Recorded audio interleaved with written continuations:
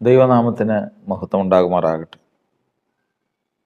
നമ്മളിന്ന് ചിന്തിക്കുന്ന വിഷയം വിശ്വസ്തത എന്നുള്ള വിഷയമാണ് നമ്മൾ ചിന്തിക്കുന്നത്.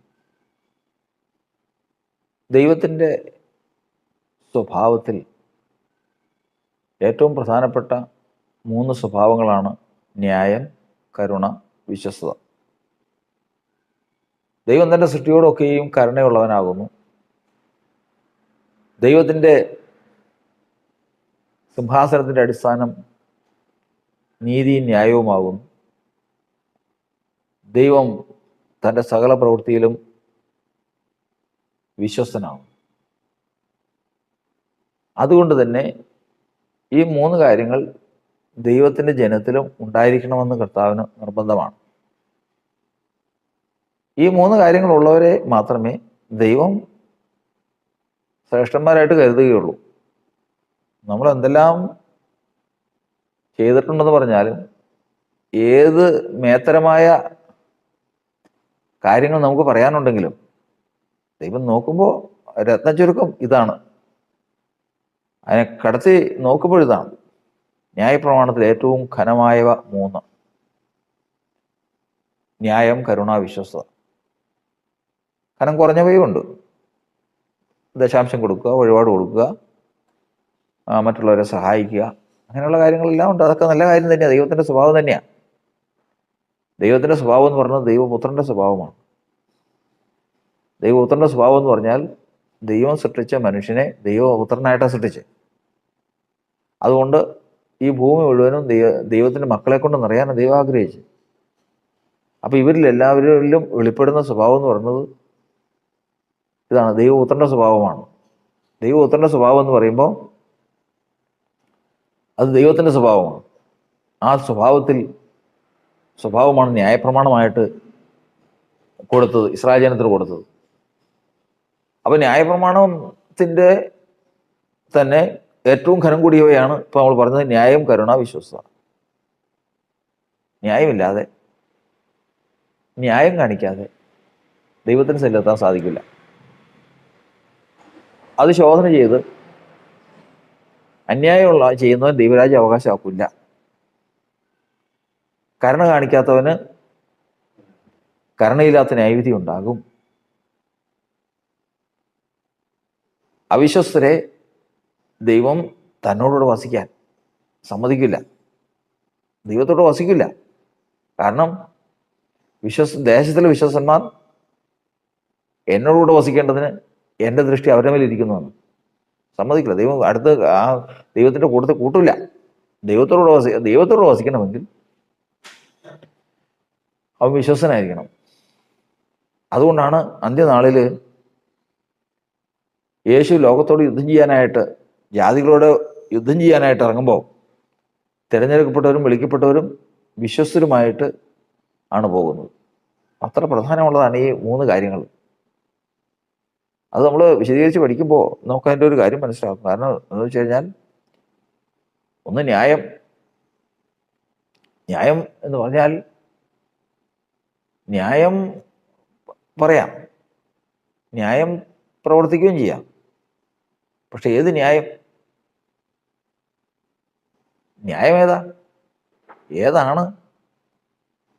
ഒന്നാമത്തെ തന്നെ ദൈവത്തിൻ്റെ പ്രവൃത്തികളൊക്കെയും ന്യായമാണ്. അതുകൊണ്ട് തന്നെ ദൈവത്തിൻ്റെ വചനമൊക്കെയും ന്യായമാണ്. അതുകൊണ്ട് ദൈവത്തിൻ്റെ വചനം നിവർത്തിക്കുന്നതാണ് ഒന്നാമത്തെ ന്യായം. ആ ന്യായം പ്രവർത്തിച്ചിട്ടില്ലാതെ ഒരുവൻ ദൈവത്തിന് സാക്ഷ്യം പ്രാപിക്കുകയില്ല. ആ ദൈവത്തിൻ്റെ ന്യായം പ്രാപിച്ചാൽ, ചെയ്തെന്ന് കണ്ടു കഴിഞ്ഞാൽ, അപ്പോൾ ദൈവം അത് ഒരാൾ ദാഹിച്ചു വരുമ്പോൾ, മരുഭൂമിയിൽ കൂടി വരുമ്പോൾ വിഷമിച്ച് വരിക, അപ്പോൾ ഒരാൾ ഒരു ഭവനത്തിൽ കൈക്കൊണ്ട് ഒരു ഗ്ലാസ് മുന്തിരി ജ്യൂസ് കൊടുത്തു. ആ മുന്തിരി ജ്യൂസ് കുടിച്ചപ്പോൾ ഉണ്ടായ ഹൃദയത്തിൻ്റെ, മനസ്സിൻ്റെയും ശരീരത്തിൻ്റെ അവസ്ഥയെന്ന് പറഞ്ഞാൽ അത്ര പറഞ്ഞറിയിക്കാൻ പറ്റില്ലാത്ത സന്തോഷം ഉണ്ടായി. ഇതുപോലെയാണ് ദൈവത്തിന് മുമ്പ് ന്യായം കാണിക്കുന്നത്. ദൈവം ഈ ലോകത്തിൽ ന്യായം കാണാതെ വിഷമിക്കുന്ന ഒരാളാണ്. എവിടെയും അന്യായം മാത്രമേ ഉള്ളൂ. ദുഷ്ടത മാത്രമേ ഉള്ളൂ. അന്നേരം ഒരാൾ ആ കഷ്ടതയിലാണ്, പക്ഷെ അവൻ ന്യായമാണ് പ്രവർത്തിക്കുന്നതെങ്കിൽ, ഇപ്പം നമ്മൾ മുമ്പ് പറഞ്ഞതുപോലെ മുന്തിരിച്ചാറിന് തുല്യമാണ്. ഒരു മനുഷ്യൻ മുന്തിരിച്ചാറ് കുടിച്ച് തന്നെത്താൻ തണുപ്പിക്കുന്നതിന് തുല്യമാണ് ദൈവം മനുഷ്യനിൽ നിന്ന് ന്യായം പ്രാപിക്കുന്നത്. അങ്ങനെ തൃപ്തി പ്രാപിച്ചിട്ടുണ്ടെങ്കിൽ ദൈവം അവന് നിശ്ചയമായിട്ട് എന്തെങ്കിലും കൊടുക്കാതിരിക്കില്ല. അതാ ലേവിക്ക് ഊറിയമും തുമ്മിയമും കിട്ടിയത്. ഊറിയും തുമ്മിയും എന്ന് പറഞ്ഞാൽ എന്താ അറിയോ? മറഞ്ഞിരിക്കുന്ന ഏത് കാര്യവും മറഞ്ഞിരിക്കുന്ന കാര്യം കർത്താവിനുള്ളതാണ്. ആ മറഞ്ഞിരിക്കുന്ന കാര്യം വെളിപ്പെടുത്താനായിട്ട് ശുശ്രൂഷയാണ് ഊറിയമും തുമ്മിയമും, അതായത് സത്യവും വെളിപ്പാടും. ഈ ഊറിയമും തുമ്മിയമും കർത്താവ് കൊടുത്തു ആർക്കാന്നറിയോ? ലേവിക്ക് കൊടുത്തു. എന്താ കാരണം? ലേവി എന്ന് പറയുന്നത് ഒരിക്കൽ ദൈവത്തോട് ദ്രോഹം ചെയ്ത് വിഗ്രഹത്തെ ആരാധിച്ച് ജനം വഷളായിരിക്കുമ്പോൾ ദൈവത്തിൻ്റെ കോപം അതിൽ നിന്ന് നീങ്ങിപ്പോകണം. ദൈവം കോപിച്ചിരിക്കുകയാണ്. മോശ പറഞ്ഞു, യഹോവയുടെ പക്ഷത്തുള്ളവ മാറി നിൽക്കട്ടെ. ലേവിയ ഗോത്രം അങ്ങ് മാറി നിന്നു. മാറി നിൽക്കാൻ പറ്റും എല്ലാവർക്കും. ആരൊക്കെയുണ്ട്? ഇപ്പോഴും പറ്റും.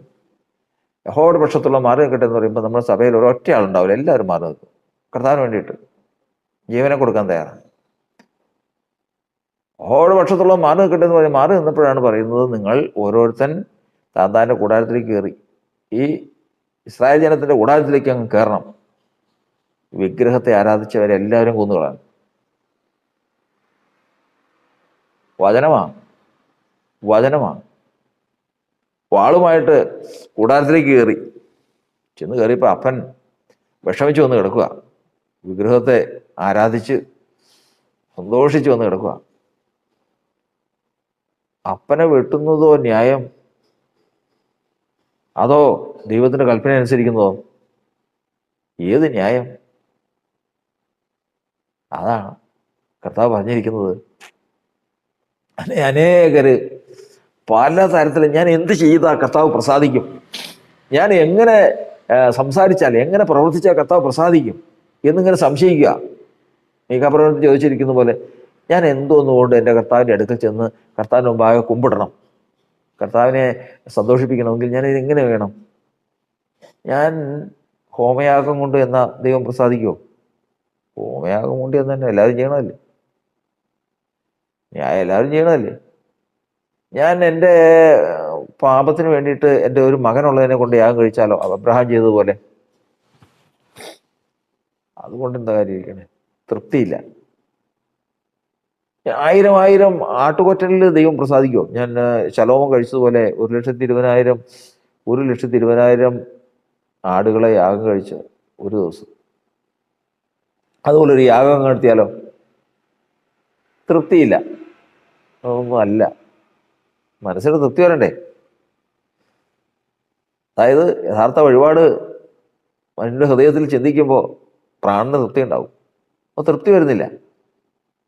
അപ്പം ഞാനൊരു നല്ല വഴിപാട് ദൈവത്തിന് വഴിപാട് നേരുമ്പോൾ ആ നേർന്ന വഴിപാട് ദൈവത്തിന് പ്രസാദമാണെങ്കിൽ അപ്പം പ്രാണം തണുക്കുന്നു. അതാ ഹന്നയുടെ വഴിപാട്. എനിക്ക് നീ ഒരു പുരുഷപ്രജയെ തരുമെങ്കിൽ അവനെ ഞാൻ യഹോവയ്ക്ക് ദാസനായിട്ട് ശുശ്രൂഷയ്ക്ക് വേണ്ടി തന്നോളാം. കൊടുത്തതാ. അപ്പോൾ വഴിപാടാ. അപ്പം തന്നെ ദൈവം പ്രസാദിച്ചു. ഹന്നയുടെ മുഖം പിന്നെ വാടിയില്ല. കാരണം ഹൃദയത്തിന് പ്രാഗൽഭ്യമായി ദൈവം പ്രസാദിച്ചു എന്ന് പറയുന്നതുപോലെ എന്ത് ചെയ്തിട്ടും ഒരു താല്പര്യം, സന്തോഷം വരുന്നില്ല. കാരണം ഞാൻ 1,000,000 യാഗം കഴിച്ച ദൈവം പ്രസാദിക്കുമോ? തൃപ്തിയില്ല, വരുന്നില്ല.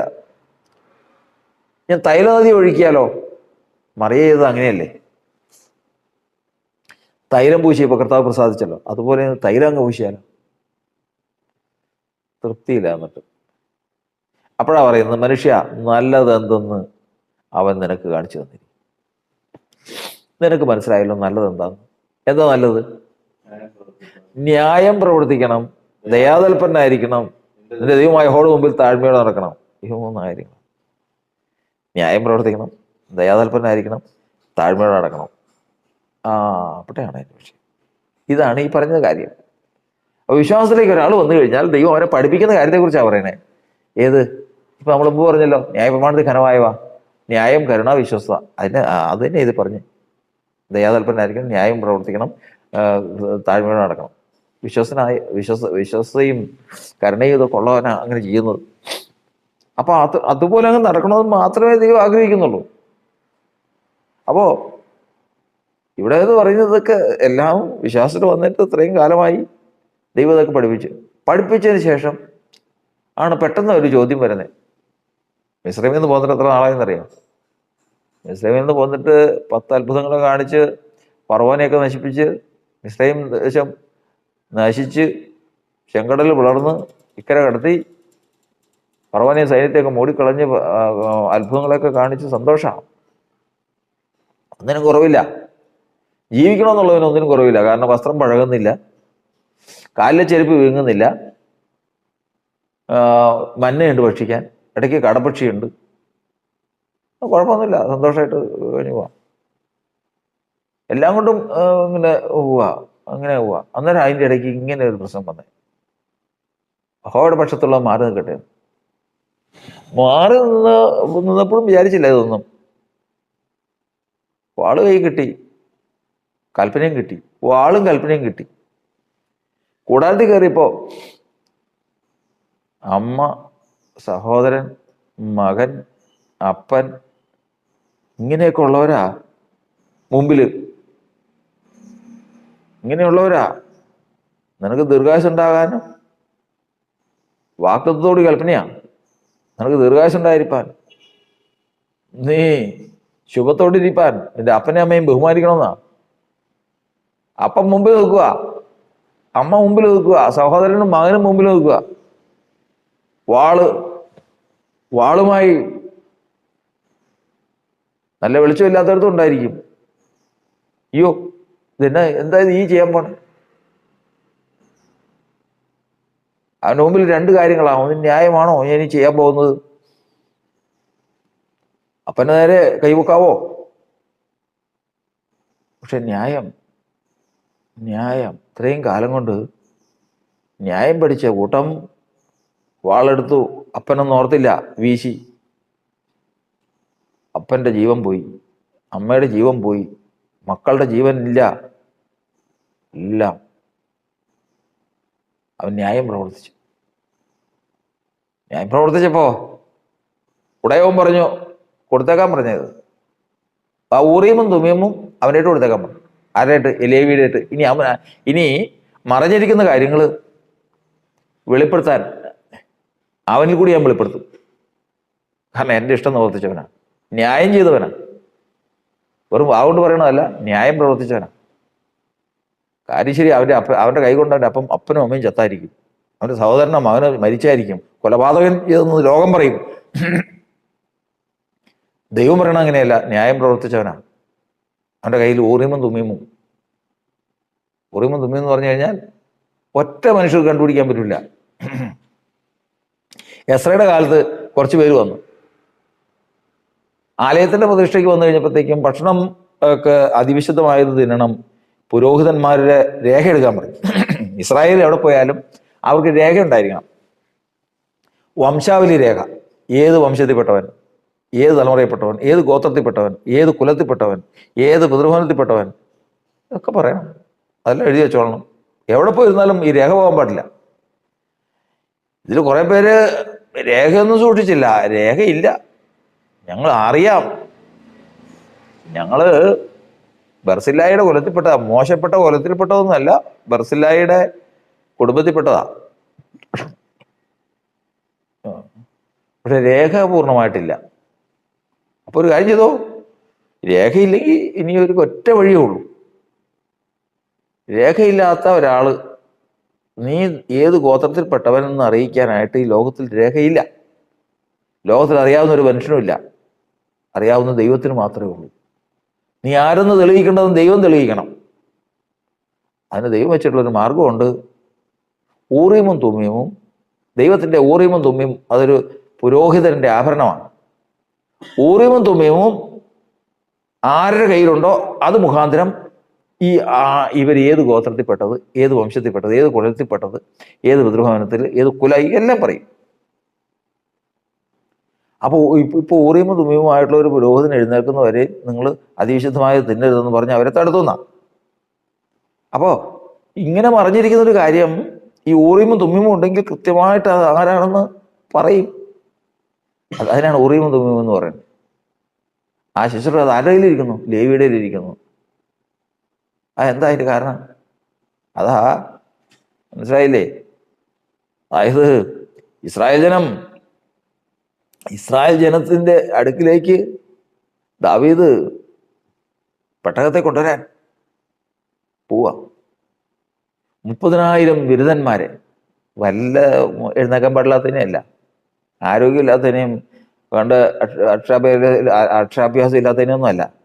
30,000 ബിരുദന്മാർ, മിടുക്കന്മാർ. ആരോഗ്യത്തിന് മോശമാണോ? കണ്ടാൽ നടുങ്ങിപ്പോവും. അതുപോലെ എത്ര പേരാ? 1-2 പേരാണെങ്കിൽ നമ്മുടെ ഒരു കൺവെൻഷന് കൂടുന്നത് 1000 പേര്, 1500 പേര്, 2000 പേര്, അങ്ങനെയൊക്കെ ആ നിലയാ. ഇതങ്ങനെയല്ല, 30,000 പേരാ ബിരുദന്മാർ. എന്തിനു വേണ്ടിയിട്ട്? പെട്ടകം കൊണ്ടുവരാനായിട്ടാ. അവിടെ പെട്ടകം വണ്ടിയിൽ കയറ്റി യാഗം കഴിച്ചു, ഒരു ചൂട് വെച്ചപ്പോൾ ആഘോഷത്തോടു കൂടി പോരുകയാണ്. പെട്ടകം വണ്ടിയിൽ വെച്ചു, വണ്ടി കാളയെ കെട്ടി പുറപ്പെടുവിച്ചു. ഉസ്സ മുമ്പിൽ, ഉസ്സയും അവരുടെ അതിനു മുമ്പുണ്ടായിരുന്നവരൊക്കെയും ദാവീദ് നൃത്തം ചെയ്യുന്നു, ആഘോഷത്തോടുകൂടി പോരുകയാണ്. കളത്തിങ്കൽ വെച്ചു കാള വിരണ്ടപ്പോൾ പെട്ടകമൊപ്പം മറിയുമെന്നായപ്പോൾ ഉസ്സ പെട്ടകം താങ്ങി. ഒന്ന് നേരെ നിൽക്കട്ടെന്ന് വിചാരിച്ചു. പെട്ടകത്തെ ഒന്ന് താങ്ങി. ഉസ്സ ചെയ്തത് അവിവേകമായിരുന്നു. അവിടെ തന്നെ ഉസ്സയെ ദൈവം സംഹരിച്ചു. ഉസ്സ അവിടെ വീണ് മരിച്ചു. ദാവീദ് ദേഷ്യം വന്നു, സങ്കടം വന്നു. തൻ്റെ സുഹൃത്താണ് മരിച്ചത്. പെട്ടകം കൊണ്ടുപോയി, വീട്ടിൽ കൊണ്ടുപോയില്ല, ഉദ്ദേശ സ്ഥലത്തേക്ക് കൊണ്ടുപോയില്ല. തൽക്കാലത്തേക്ക് വേറൊരു സ്ഥലത്ത് കൊണ്ടുപോയി വെച്ചതിന് ശേഷം ആലോചന ചോദിച്ചു, എന്താണ് കർത്താവേ ഇങ്ങനെ ഒരു വിഷയം ഉണ്ടാകാൻ കാരണം ഞങ്ങൾ ദൈവത്തെ അന്വേഷിക്കാൻ വന്നവരല്ലേ, പെട്ടകം എടുക്കാൻ വന്നവരല്ലേ, പെട്ടകം കൊണ്ടുപോയി അതിൻ്റെ സ്ഥാനത്ത് വെക്കാൻ കൊണ്ടുവന്നതല്ലേ, നിങ്ങെന്തെങ്ങനെ സംഭവിച്ചത്? അപ്പോഴാണ് വിവേകം ഉദിച്ചത്. അവിവേകം എന്താണ്? പെട്ടകം അതിനോട് അടുക്കുന്നതും അത് ചുമക്കേണ്ടതും അതിൻ്റെതായ പ്രവൃത്തികൾ ചെയ്യേണ്ടതുമായ ഒരു കൂട്ടമുണ്ട്. അവർ ലേവ്യരാ. അല്ലാതെ ഒന്നും പെട്ടകത്തോട് എടുക്കാൻ പാടില്ല. അതിന് അവര് വെറുതെ പിടിച്ചതല്ല, അവരുടെ വസ്തു വിറ്റ് കാശ് കൊടുത്ത് കൈക്കൂലി കൊടുത്ത് സ്ഥാനം മേടിച്ചതല്ല. കൈവടം കൊടുത്ത് സ്ഥാനത്ത് വന്നതല്ല. പിന്നെയോ എന്തറിയോ? ന്യായം പ്രവർത്തിച്ചു വന്നതാ. ന്യായം പ്രവർത്തിച്ച് ദൈവം അംഗീകരിച്ച് ന്യായം പ്രവർത്തിച്ചാണ് ആ സ്ഥാനത്ത് വന്നത്. എന്ത് ന്യായം അവർ പ്രവർത്തിച്ചേ? എല്ലാവരും ന്യായം പ്രവർത്തിക്കുന്നവരല്ലേ. സംസാരിക്കുന്നത് നീതി, ചെയ്യുന്നത് ന്യായം, എല്ലാം ന്യായം. എന്നാൽ ഇതാ ന്യായമല്ല. പിന്നെയോ കർത്താവിൻ്റെ പക്ഷത്തുള്ളവൻ മാറി നിൽക്കട്ടെ എന്ന് വെച്ചാൽ മാറി നിന്നു. കൽപ്പന കിട്ടി. ആ കൽപ്പനയാൽ അവൻ പ്രവർത്തിച്ച ന്യായമുഖാന്തരം നശിച്ചുപോയത് ആരാന്നറിയോ? അവൻ്റെ സ്വന്തം അപ്പനും അമ്മയും മക്കളും ഒക്കെയാണ് നശിച്ചുപോയത്. കാരണം അവനതിൽ ഭാരമില്ല, അവനതിൽ വേദനയില്ല. കാരണം ദൈവത്തിൻ്റെ കൽപ്പന അനുസരിക്കുന്നതാണ് അവൻ്റെ ന്യായം, ദൈവത്തിൻ്റെ വചനം അനുസരിക്കുന്നതാണ് അവൻ്റെ ന്യായം. ആ ന്യായമാണ് അവനിൽ ഈ ഊറിയും തുമ്മിയും എത്തിച്ചത്. അതുകൊണ്ട് ദൈവത്തിൻ്റെ വചനം പറയുന്നത് അങ്ങനെ അവകാശമായിട്ട് ആർക്ക് കിട്ടിയാലും അതിന്മേൽ തൊടാൻ പിന്നെ ദൈവം ആരെയും സമ്മതിക്കില്ല. 30,000 ബിരുദന്മാരെ കൂട്ടിക്കഴിഞ്ഞാൽ ബിരുദന്മാർ ഇന്നുണ്ടായതാ, ഭക്ഷണം കഴിച്ച് സാഹചര്യത്തിലുണ്ടായത് ബിരുദന്മാർ. ന്യായം പ്രവർത്തിച്ച് ദൈവത്തിൽ നിന്ന് സാക്ഷ്യം പ്രാപിച്ചവനും ബിരുദനും വ്യത്യാസമുണ്ട്. ഒരു ബിരുദനും അവനോട് ഒക്കില്ല, ഒരു ശ്രേഷ്ഠനും അവനോട് ഒക്കില്ല. അത് ദൈവം മറക്കുകയില്ല. നീതിയാഗങ്ങളെ അർപ്പിപ്പിക്കുന്ന നീതിയിൽ ദൈവം ഒരാളെ ശോധന ചെയ്തെടുക്കുമ്പോൾ ഒരു യാഗം കഴിച്ചിരിക്കും. അത് അപ്പനായാലും അമ്മയായാലും സ്വന്തമായാലും ബന്ധമായാലും നീതിയാണെങ്കിൽ ഒരു യാഗം നടന്നിരിക്കും. നീതിയാഗങ്ങളെ അർപ്പിപ്പീൻ എന്ന് പറയുന്നത് കൊണ്ടാണ്. അതുകൊണ്ട് കർത്താവിൻ്റെ ദിവ്യ സ്വഭാവത്തിൻ്റെ ഏറ്റവും മുഖ്യമാണ് ന്യായം. രണ്ടാമത്തതാണ് കരുണ എന്ന് പറയുന്ന ദൈവിക സ്വഭാവം. ന്യായം, കരുണ. കരുണ എന്ന് പറയുമ്പോൾ ഒരു മനുഷ്യന് കരുണയുണ്ടോ എന്ന് അത് തെളിയിക്കപ്പെടണം. ഒന്നാമത്തെ തന്നെ മറ്റുള്ള മനുഷ്യർ അവരുടെ ദുഃഖം തൻ്റെ ജീവിതത്തിൽ ഏറ്റെടുക്കാൻ കഴിവുള്ളവൻ അവനാരാണ്?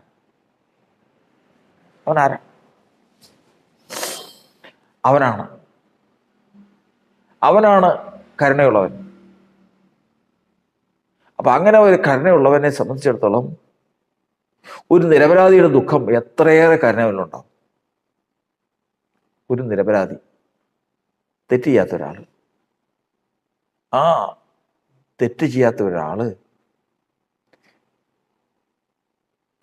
ഒരാള് ശിക്ഷ അനുഭവിക്കുമ്പോൾ അത് കാണുകയും കേൾക്കുകയും ചെയ്യുന്ന കരുണയുള്ളവൻ എന്തുമാത്രം ദുഃഖിച്ചിരിക്കും.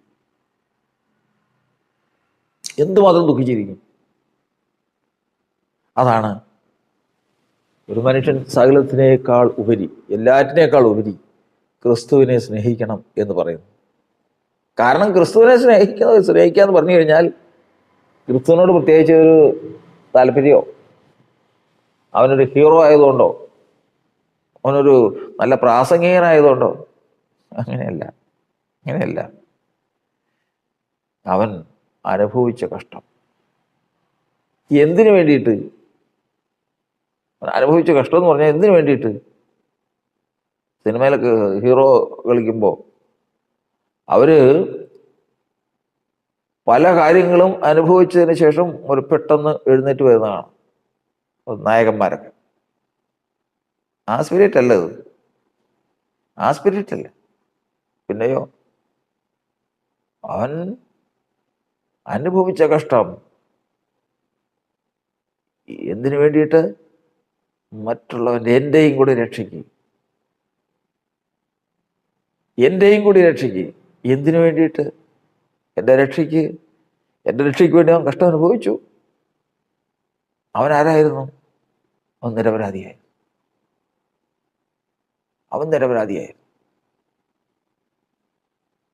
ഒരു മനുഷ്യൻ്റെ, ഒരു ദേശത്തിൻ്റെ തന്നെ ശാപത്തെക്കുറിച്ച് കേട്ടിട്ടുണ്ട്. ഒരു ഭർത്താവും ഭാര്യയും ഒരു കൊലപാതകം നടന്നു. അവരറിഞ്ഞതല്ല. ഒടുവിൽ അവരെ വിസ്തരിച്ച് തൂക്കിക്കൊല്ലാൻ വിധിച്ചു കഴിഞ്ഞപ്പോൾ മരണസമയത്ത് അവർ പറയുന്നുണ്ടായിരുന്നു, അയ്യോ നിങ്ങൾ കുറച്ച് നാൾ വെയിറ്റ് ചെയ്യും, അപ്പം അറിയാമല്ലോ എന്താണ് സത്യം. ഞങ്ങൾ ചെയ്തിട്ടില്ല. നീതി ഭരണകൂടം അങ്ങനെയല്ല. അവർ തെറ്റുകാരെന്ന് ഭരണകൂടം കണ്ടു. അവരെ ശിക്ഷയ്ക്ക് വിധിച്ചു, അവരെ തൂക്കിക്കൊന്നു. നാളുകൾ കഴിഞ്ഞപ്പോഴാണ് അറിഞ്ഞത്. ആ വ്യക്തികൾ നിരപരാധികളായിരുന്നു. തെറ്റ് ചെയ്ത് വേറൊരാളായിരുന്നു. ആളെ കെട്ടി, ആള് സമ്മതിച്ചു, കാര്യങ്ങളുടെ സാഹചര്യങ്ങളെല്ലാം തുറന്നു പറഞ്ഞു. ദേശം ദുഃഖിച്ച ദിവസം, ആ രാജ്യം ദുഃഖിച്ച ദിവസം, ഒന്നോ രണ്ടോ ആളല്ല, കോടിക്കണക്കിന് ജനമുള്ള രാജ്യം മുഴുവൻ ദുഃഖമായി. ഇനി പറഞ്ഞാൽ കിട്ടുമോ? കിട്ടില്ല. പരിഹരിക്കാന്ന് പറഞ്ഞാൽ പരിഹരിക്കാൻ പറ്റുമോ? ഇല്ല. ഈ ദുഃഖം എവിടെ കൊണ്ടെത്തീരും? ദുഷ്ടനാണെങ്കിൽ പറയാം സാരമില്ല, നമുക്കറിയാൻ പറ്റിയത് എന്നാ ചെയ്യണം, മനുഷ്യനല്ലേ, എന്ത് ചെയ്യാൻ പറ്റുമോ? മനുഷ്യനല്ലേ, ഇതൊക്കെ ജീവിതത്തിലുള്ളതാ, ഇതൊക്കെ പറയാൻ പറ്റും. പക്ഷെ നീതിമാന് പറയാൻ പറ്റില്ല. നീതിമാന് കിടന്നുറക്കാൻ പറ്റില്ല. കാരണം ആ വ്യക്തികളോട് ആ രാജ്യം കടപ്പെട്ടിരിക്കുന്നു. ഇതിന് മറുപടി പറയേണ്ടി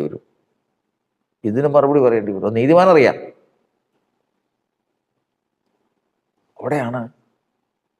അവിടെയാണ് കരുണ. ഒരു മനുഷ്യൻ കരുണയുള്ളവൻ്റെ ഹൃദയം അറിയുന്ന ദൈവം. കരുണയുള്ളവൻ്റെ ഹൃദയത്തെ ദൈവം നോക്കുന്നത്. നിരപരാധിയുടെ ദുഃഖത്തിന് മേൽ അവൻ്റെ ഹൃദയം എങ്ങനെയായിരിക്കുന്നു എന്ന് നോക്കുന്ന ദൈവം.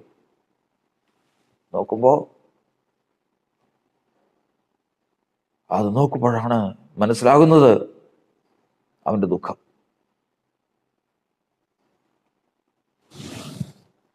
അവിടെ വചനം പറയുന്നത്,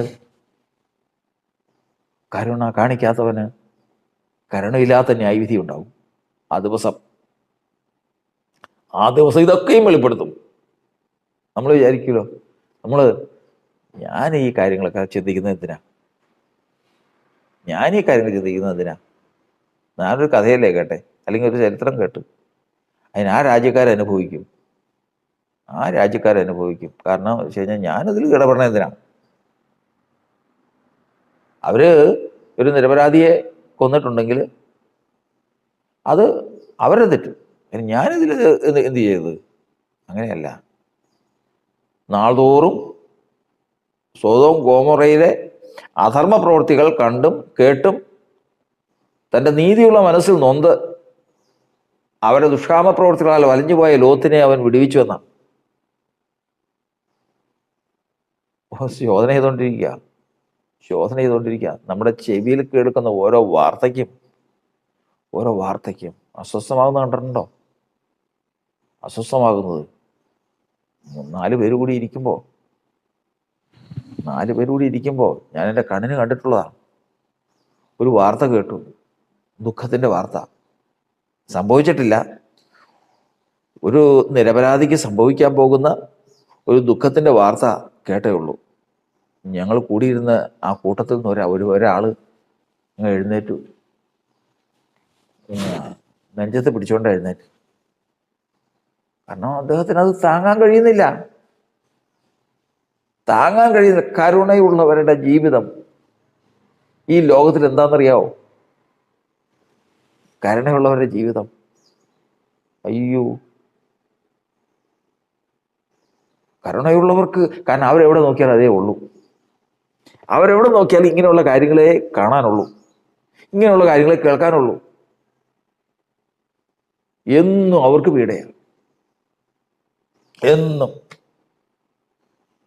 ഈ ലോകത്തിൽ അവർ ജീവിക്കുന്നത് മുള്ളുകൾക്കിടയിൽ താമര എന്ന പോലെ എന്ന് നമ്മൾ വചനം പഠിക്കുന്ന പോലെ, മുള്ളില് ഒരു വിഗ്രഹം അല്ല, ഒരു ശില്പം പോലെ ഒന്ന് കണ്ടിട്ടുണ്ട്. 3-4 മുള്ള് വെച്ചിട്ട് അതിൻ്റെ പുറത്തൊരു ഹൃദയം വെച്ചിരിക്കുന്നു. അതിലേക്ക് ചോര വലിച്ചുകൊണ്ടിരിക്കും. വളരെ അർത്ഥവത്തായിട്ടുള്ള ഒരു കാഴ്ചയായിരുന്നു. ഇങ്ങനെയാ ഈ ലോകത്തിൽ കരുണയുള്ളവൻ ഇരിക്കുന്നത്. നമ്മൾ വിചാരിക്കും കരുണയുള്ളവൻ, ആരോടൊക്കെ കരുണയില്ലാത്തോ, ഞാൻ എൻ്റെ കയ്യിൽ കിട്ടിക്കഴിഞ്ഞാൽ അപ്പം തന്നെ അങ്ങനെ കരുണ. ഇതൊന്നുമല്ല. ഹൃദയത്തെ നോക്കുമ്പോൾ ഇങ്ങനെ ഇരിക്കുന്നറിയാവും. ഇപ്പം അവളെ പറഞ്ഞതുപോലെ അസ്ത്രം പോലത്തെ, സൂചി പോലത്തെ ചില മുള്ളിൻ്റെ മേളിൽ ഹൃദയം വെച്ചിരിക്കുക. അത് പതുക്കെ എൻ്റെ ആ വെയിറ്റ് കൊണ്ട് ആ സൂചിയിലേക്ക് ആ മാംസം ഇറങ്ങി നിൽക്കുന്ന കാഴ്ചയാണ്. അതുപോലെ ആ ഹൃദയം ഇരിക്കുന്നത്. ഇങ്ങനെ ആയിരിക്കുന്ന ഹൃദയങ്ങൾ ഈ ലോകത്തിലുണ്ട്. വചനം പറയുന്നതെന്നറിയാമോ? കരുണയില്ലാത്ത ന്യായവിധി ഉണ്ടാവും. ന്യായവിധി ദിവസത്തേക്ക് വരും. ഒരു ന്യായവിധിയുടെ ദിവസം വരുക. ന്യായവിധിയുടെ ദിവസത്തിൽ ഇങ്ങോട്ട് വരുമ്പോൾ നോക്കുക, ഓരോരുത്തർ വരിക.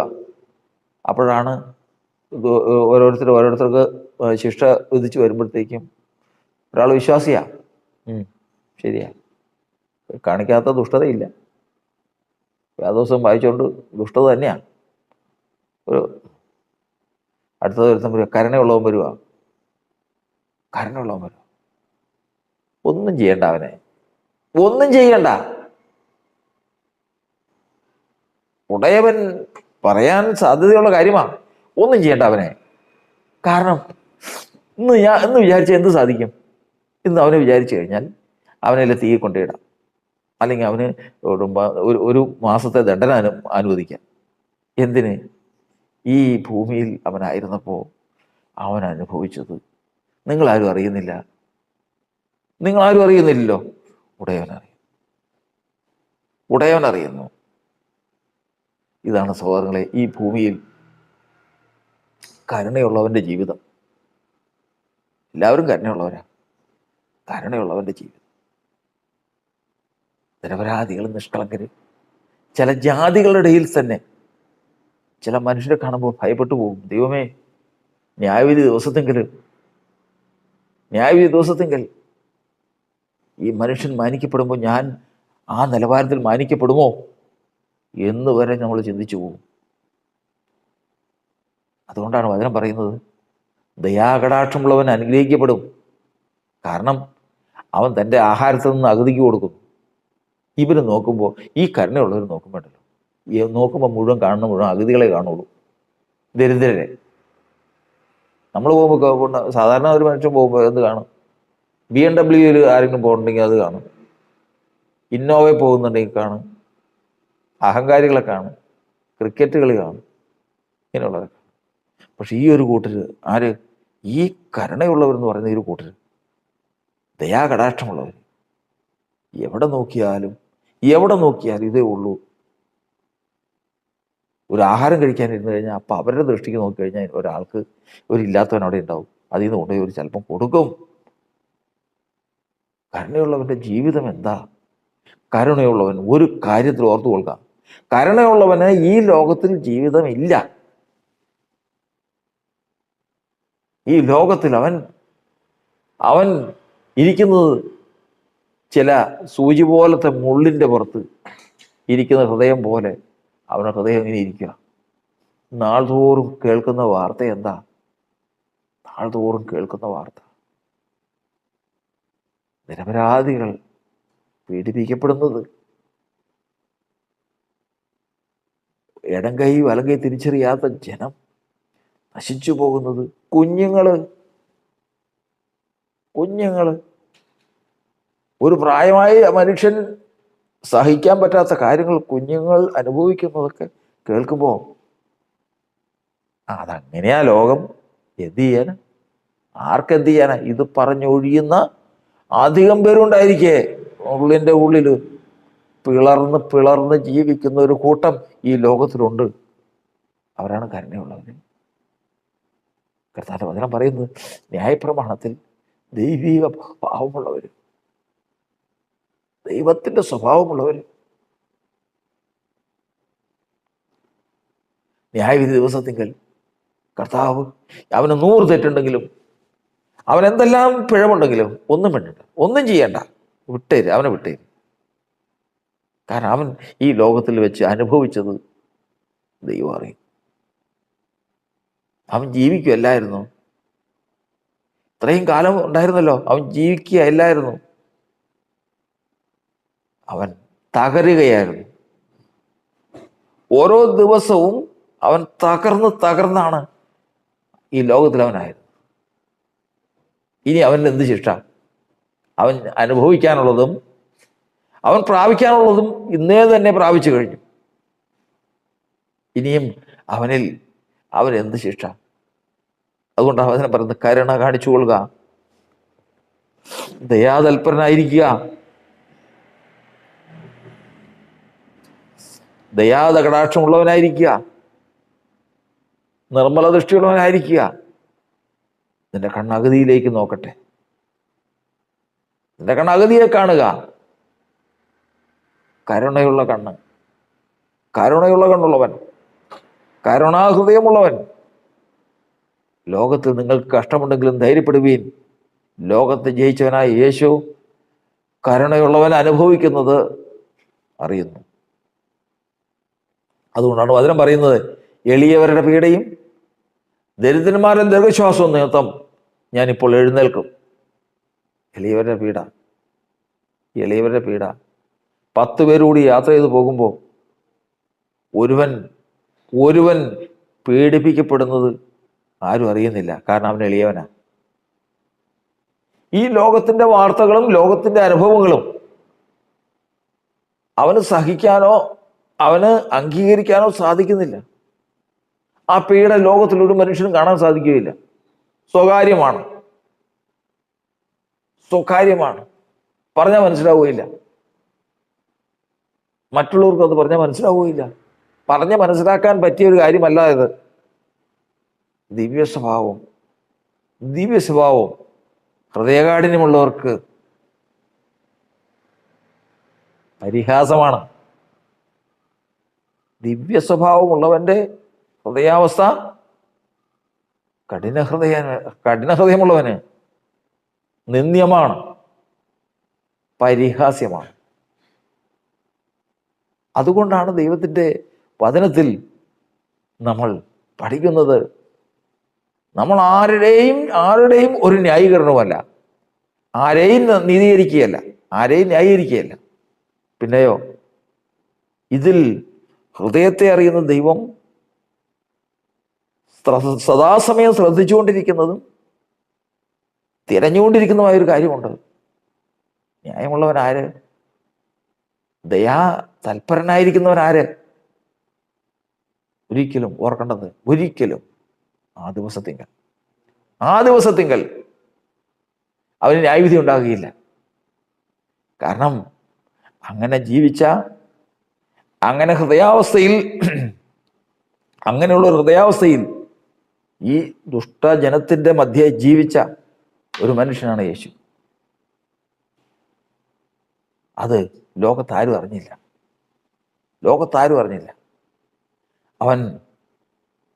അവൻ രോഗം ശീലിച്ചവനായിരുന്നു. ലോകത്തിൻ്റെ പുരുഷാരത്തെ കണ്ട് മനസ്സലിഞ്ഞപ്പോൾ അതിൻ്റെ അടിസ്ഥാനം, അല്ലെങ്കിൽ അത് എവിടെ അടിസ്ഥാനപ്പെട്ടിരുന്നു എന്നുള്ളത് മനസ്സിലാക്കാൻ പൂർണ്ണമായിട്ട് ആർക്കും കഴിഞ്ഞില്ല. കരഞ്ഞു, യേശു കരഞ്ഞു. ആ വചനം പഠിക്കും. എല്ലാവർക്കും യേശു കണ്ണീർ വാർത്തു എന്നുള്ളത് എല്ലാവർക്കും മനപ്പാഠവാക്യത്തിന് ഏറ്റവും എളുപ്പമുള്ളൊരു വാക്യം. നല്ലതാ, അതുമൊക്കെ നല്ലതാ. അന്തസത്തെ അറിയുന്നവനാര്? അതിൻ്റെ പൊരുളറിയുന്നവനാര്?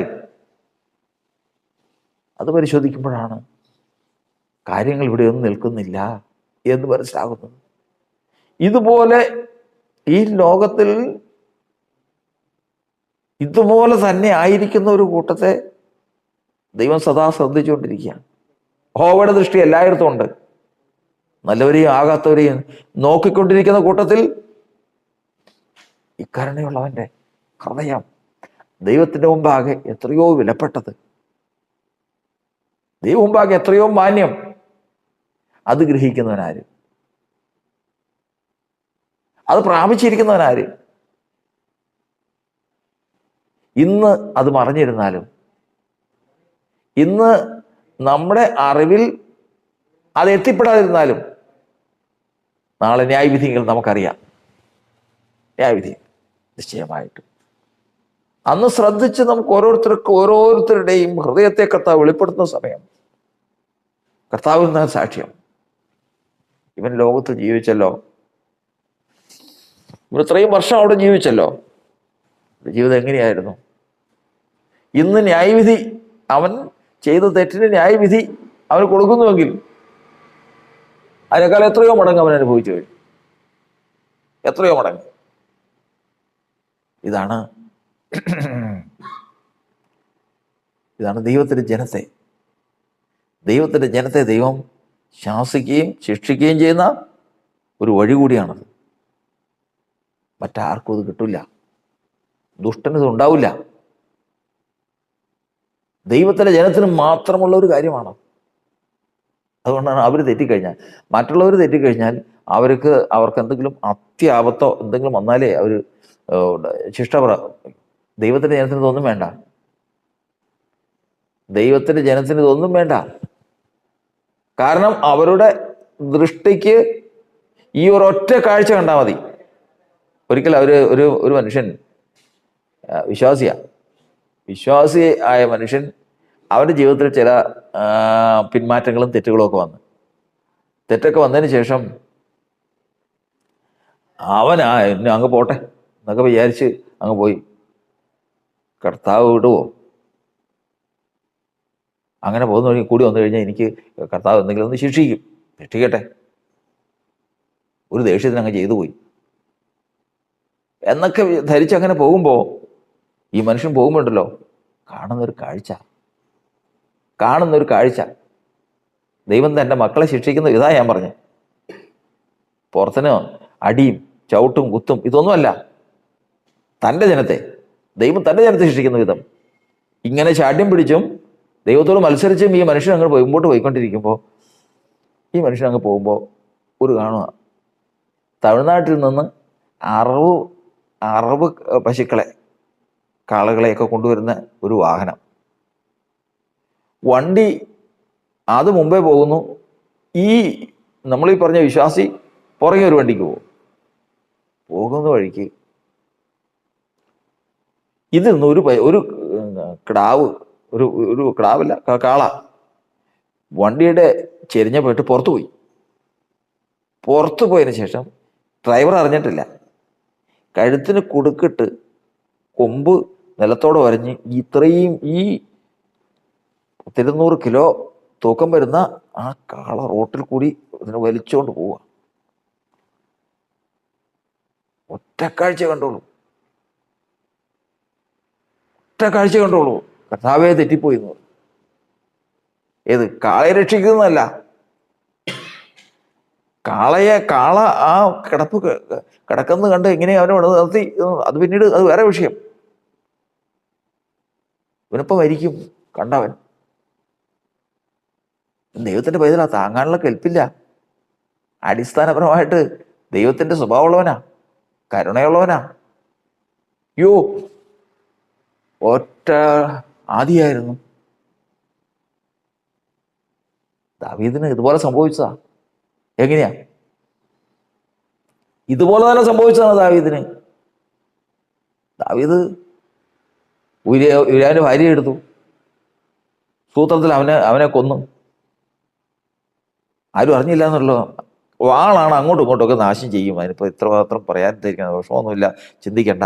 കാരണം ധൈര്യപ്പെടുത്ത്, ഇസ്രായേലിന് വേണ്ടി യുദ്ധം ചെയ്യേ. നമ്മുടെ യുദ്ധം കർത്താവിന് വേണ്ടിയിട്ടുള്ളതാ. അതുകൊണ്ട് നിങ്ങൾ വിഷമിക്കുന്നുണ്ടോ? ധൈര്യപ്പെട്ട് യുദ്ധം ചെയ്യാനൊക്കെ പറഞ്ഞ് നീതീകരിച്ച് അങ്ങ് പോവുക. ഓരോന്ന് കേൾക്കുമ്പോൾ ഉണ്ട്, ഓരോന്ന് വാർത്ത ഇരയ്ക്കിരയ്ക്ക് കർത്താവ് ഓരോന്ന് കേൾപ്പിക്കുന്നുണ്ട്, മനസ്സ് ഇളകാൻ വേണ്ടിയിട്ടാ. അവസാനമാണ് പ്രവാചകൻ മുഖാന്തരം ഒരു വാക്ക് പറഞ്ഞത്. ഒരു ധനവാനുണ്ടായിരുന്നു, പാവപ്പെട്ടവനുണ്ടായിരുന്നു. ധനവാന്റെ ഭവനത്തിൽ വിരുന്നുകാരൻ വന്നു, വഴിപോക്കൻ. അവന് വേണ്ടി ഒരു ആട് വേണം, മട്ടൻ കൊടുക്കണം, മട്ടൻ. ഒരു ആടിനെ അറുത്ത് ഭക്ഷണം കൊടുക്കണം. തനിക്ക് ഇഷ്ടംപോലെ ആടുകളുണ്ട്, ഇഷ്ടം പോലെ. മൂത്തതുണ്ട്, ഇളയതുണ്ട്, ആടുണ്ട്, തള്ളയാടുണ്ട്, മുട്ടാടുണ്ട്, ചെമ്മരി ആടുണ്ട്, എല്ലാം ഉണ്ട്. പക്ഷേ ഈ ഒരു കുഞ്ഞാട് ദരിദ്രൻ, വീട്ടിലൊരു മോളെ പോലെയാ അവൻ, വീട്ടിലൊരു മകളെ പോലെയാണ് ഈ ആട് അവന്.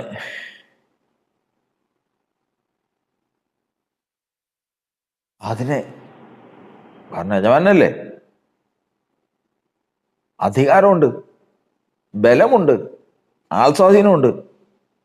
പിടിച്ചോണ്ട് വന്നു അവന് അറുത്ത് സുഖമായിട്ട് ഭക്ഷണമൊക്കെ ഉണ്ടാക്കി വന്ന വഴിപോക്കിന് കൊടുത്തു. അയ്യോ, ഇതൊക്കെ അപ്പം ഇത്ര വലിയ കാര്യമുണ്ടോ? ഒരു കാര്യം ചെയ്യണം, അത് ശരിയായില്ല, അത് ശരിയായില്ല, കൊടുത്തേക്ക് ഒരു 1000 അല്ലെങ്കിൽ എൻ്റെ കാശും കൊടുത്തേക്ക്, എൻ്റെ കാശും കൊടുത്തേക്ക്, പ്രശ്നം തീർന്നല്ലോ. ഇല്ല, ഇല്ല, ദൈവത്തിന്റെ ജനം പറയില്ല, ദൈവത്തിന്റെ ജനം പറയില്ല, കരുണയുള്ളവൻ പറയില്ല. അത് കരുണയുള്ളവൻ പറയാൻ കഴിയില്ല. ആ ആ ഒരൊറ്റ ഇത് ചരിത്രം കേട്ട് നമ്മൾ വായിക്കുന്നവർ കേട്ട് നോക്കി, അതിൽ എന്നെ മാത്രം ഉപയോഗിക്കുന്നത് എത്രയോ പേര് പറഞ്ഞിട്ടുണ്ട്. ഒരു 2-3 ആടിനെയും കൊടുത്തേക്കണം, പ്രശ്നം തീർന്നല്ലോ. എൻ്റെ കാശും കൊടുത്തേക്കണം, പ്രശ്നം തീർന്നല്ലോ.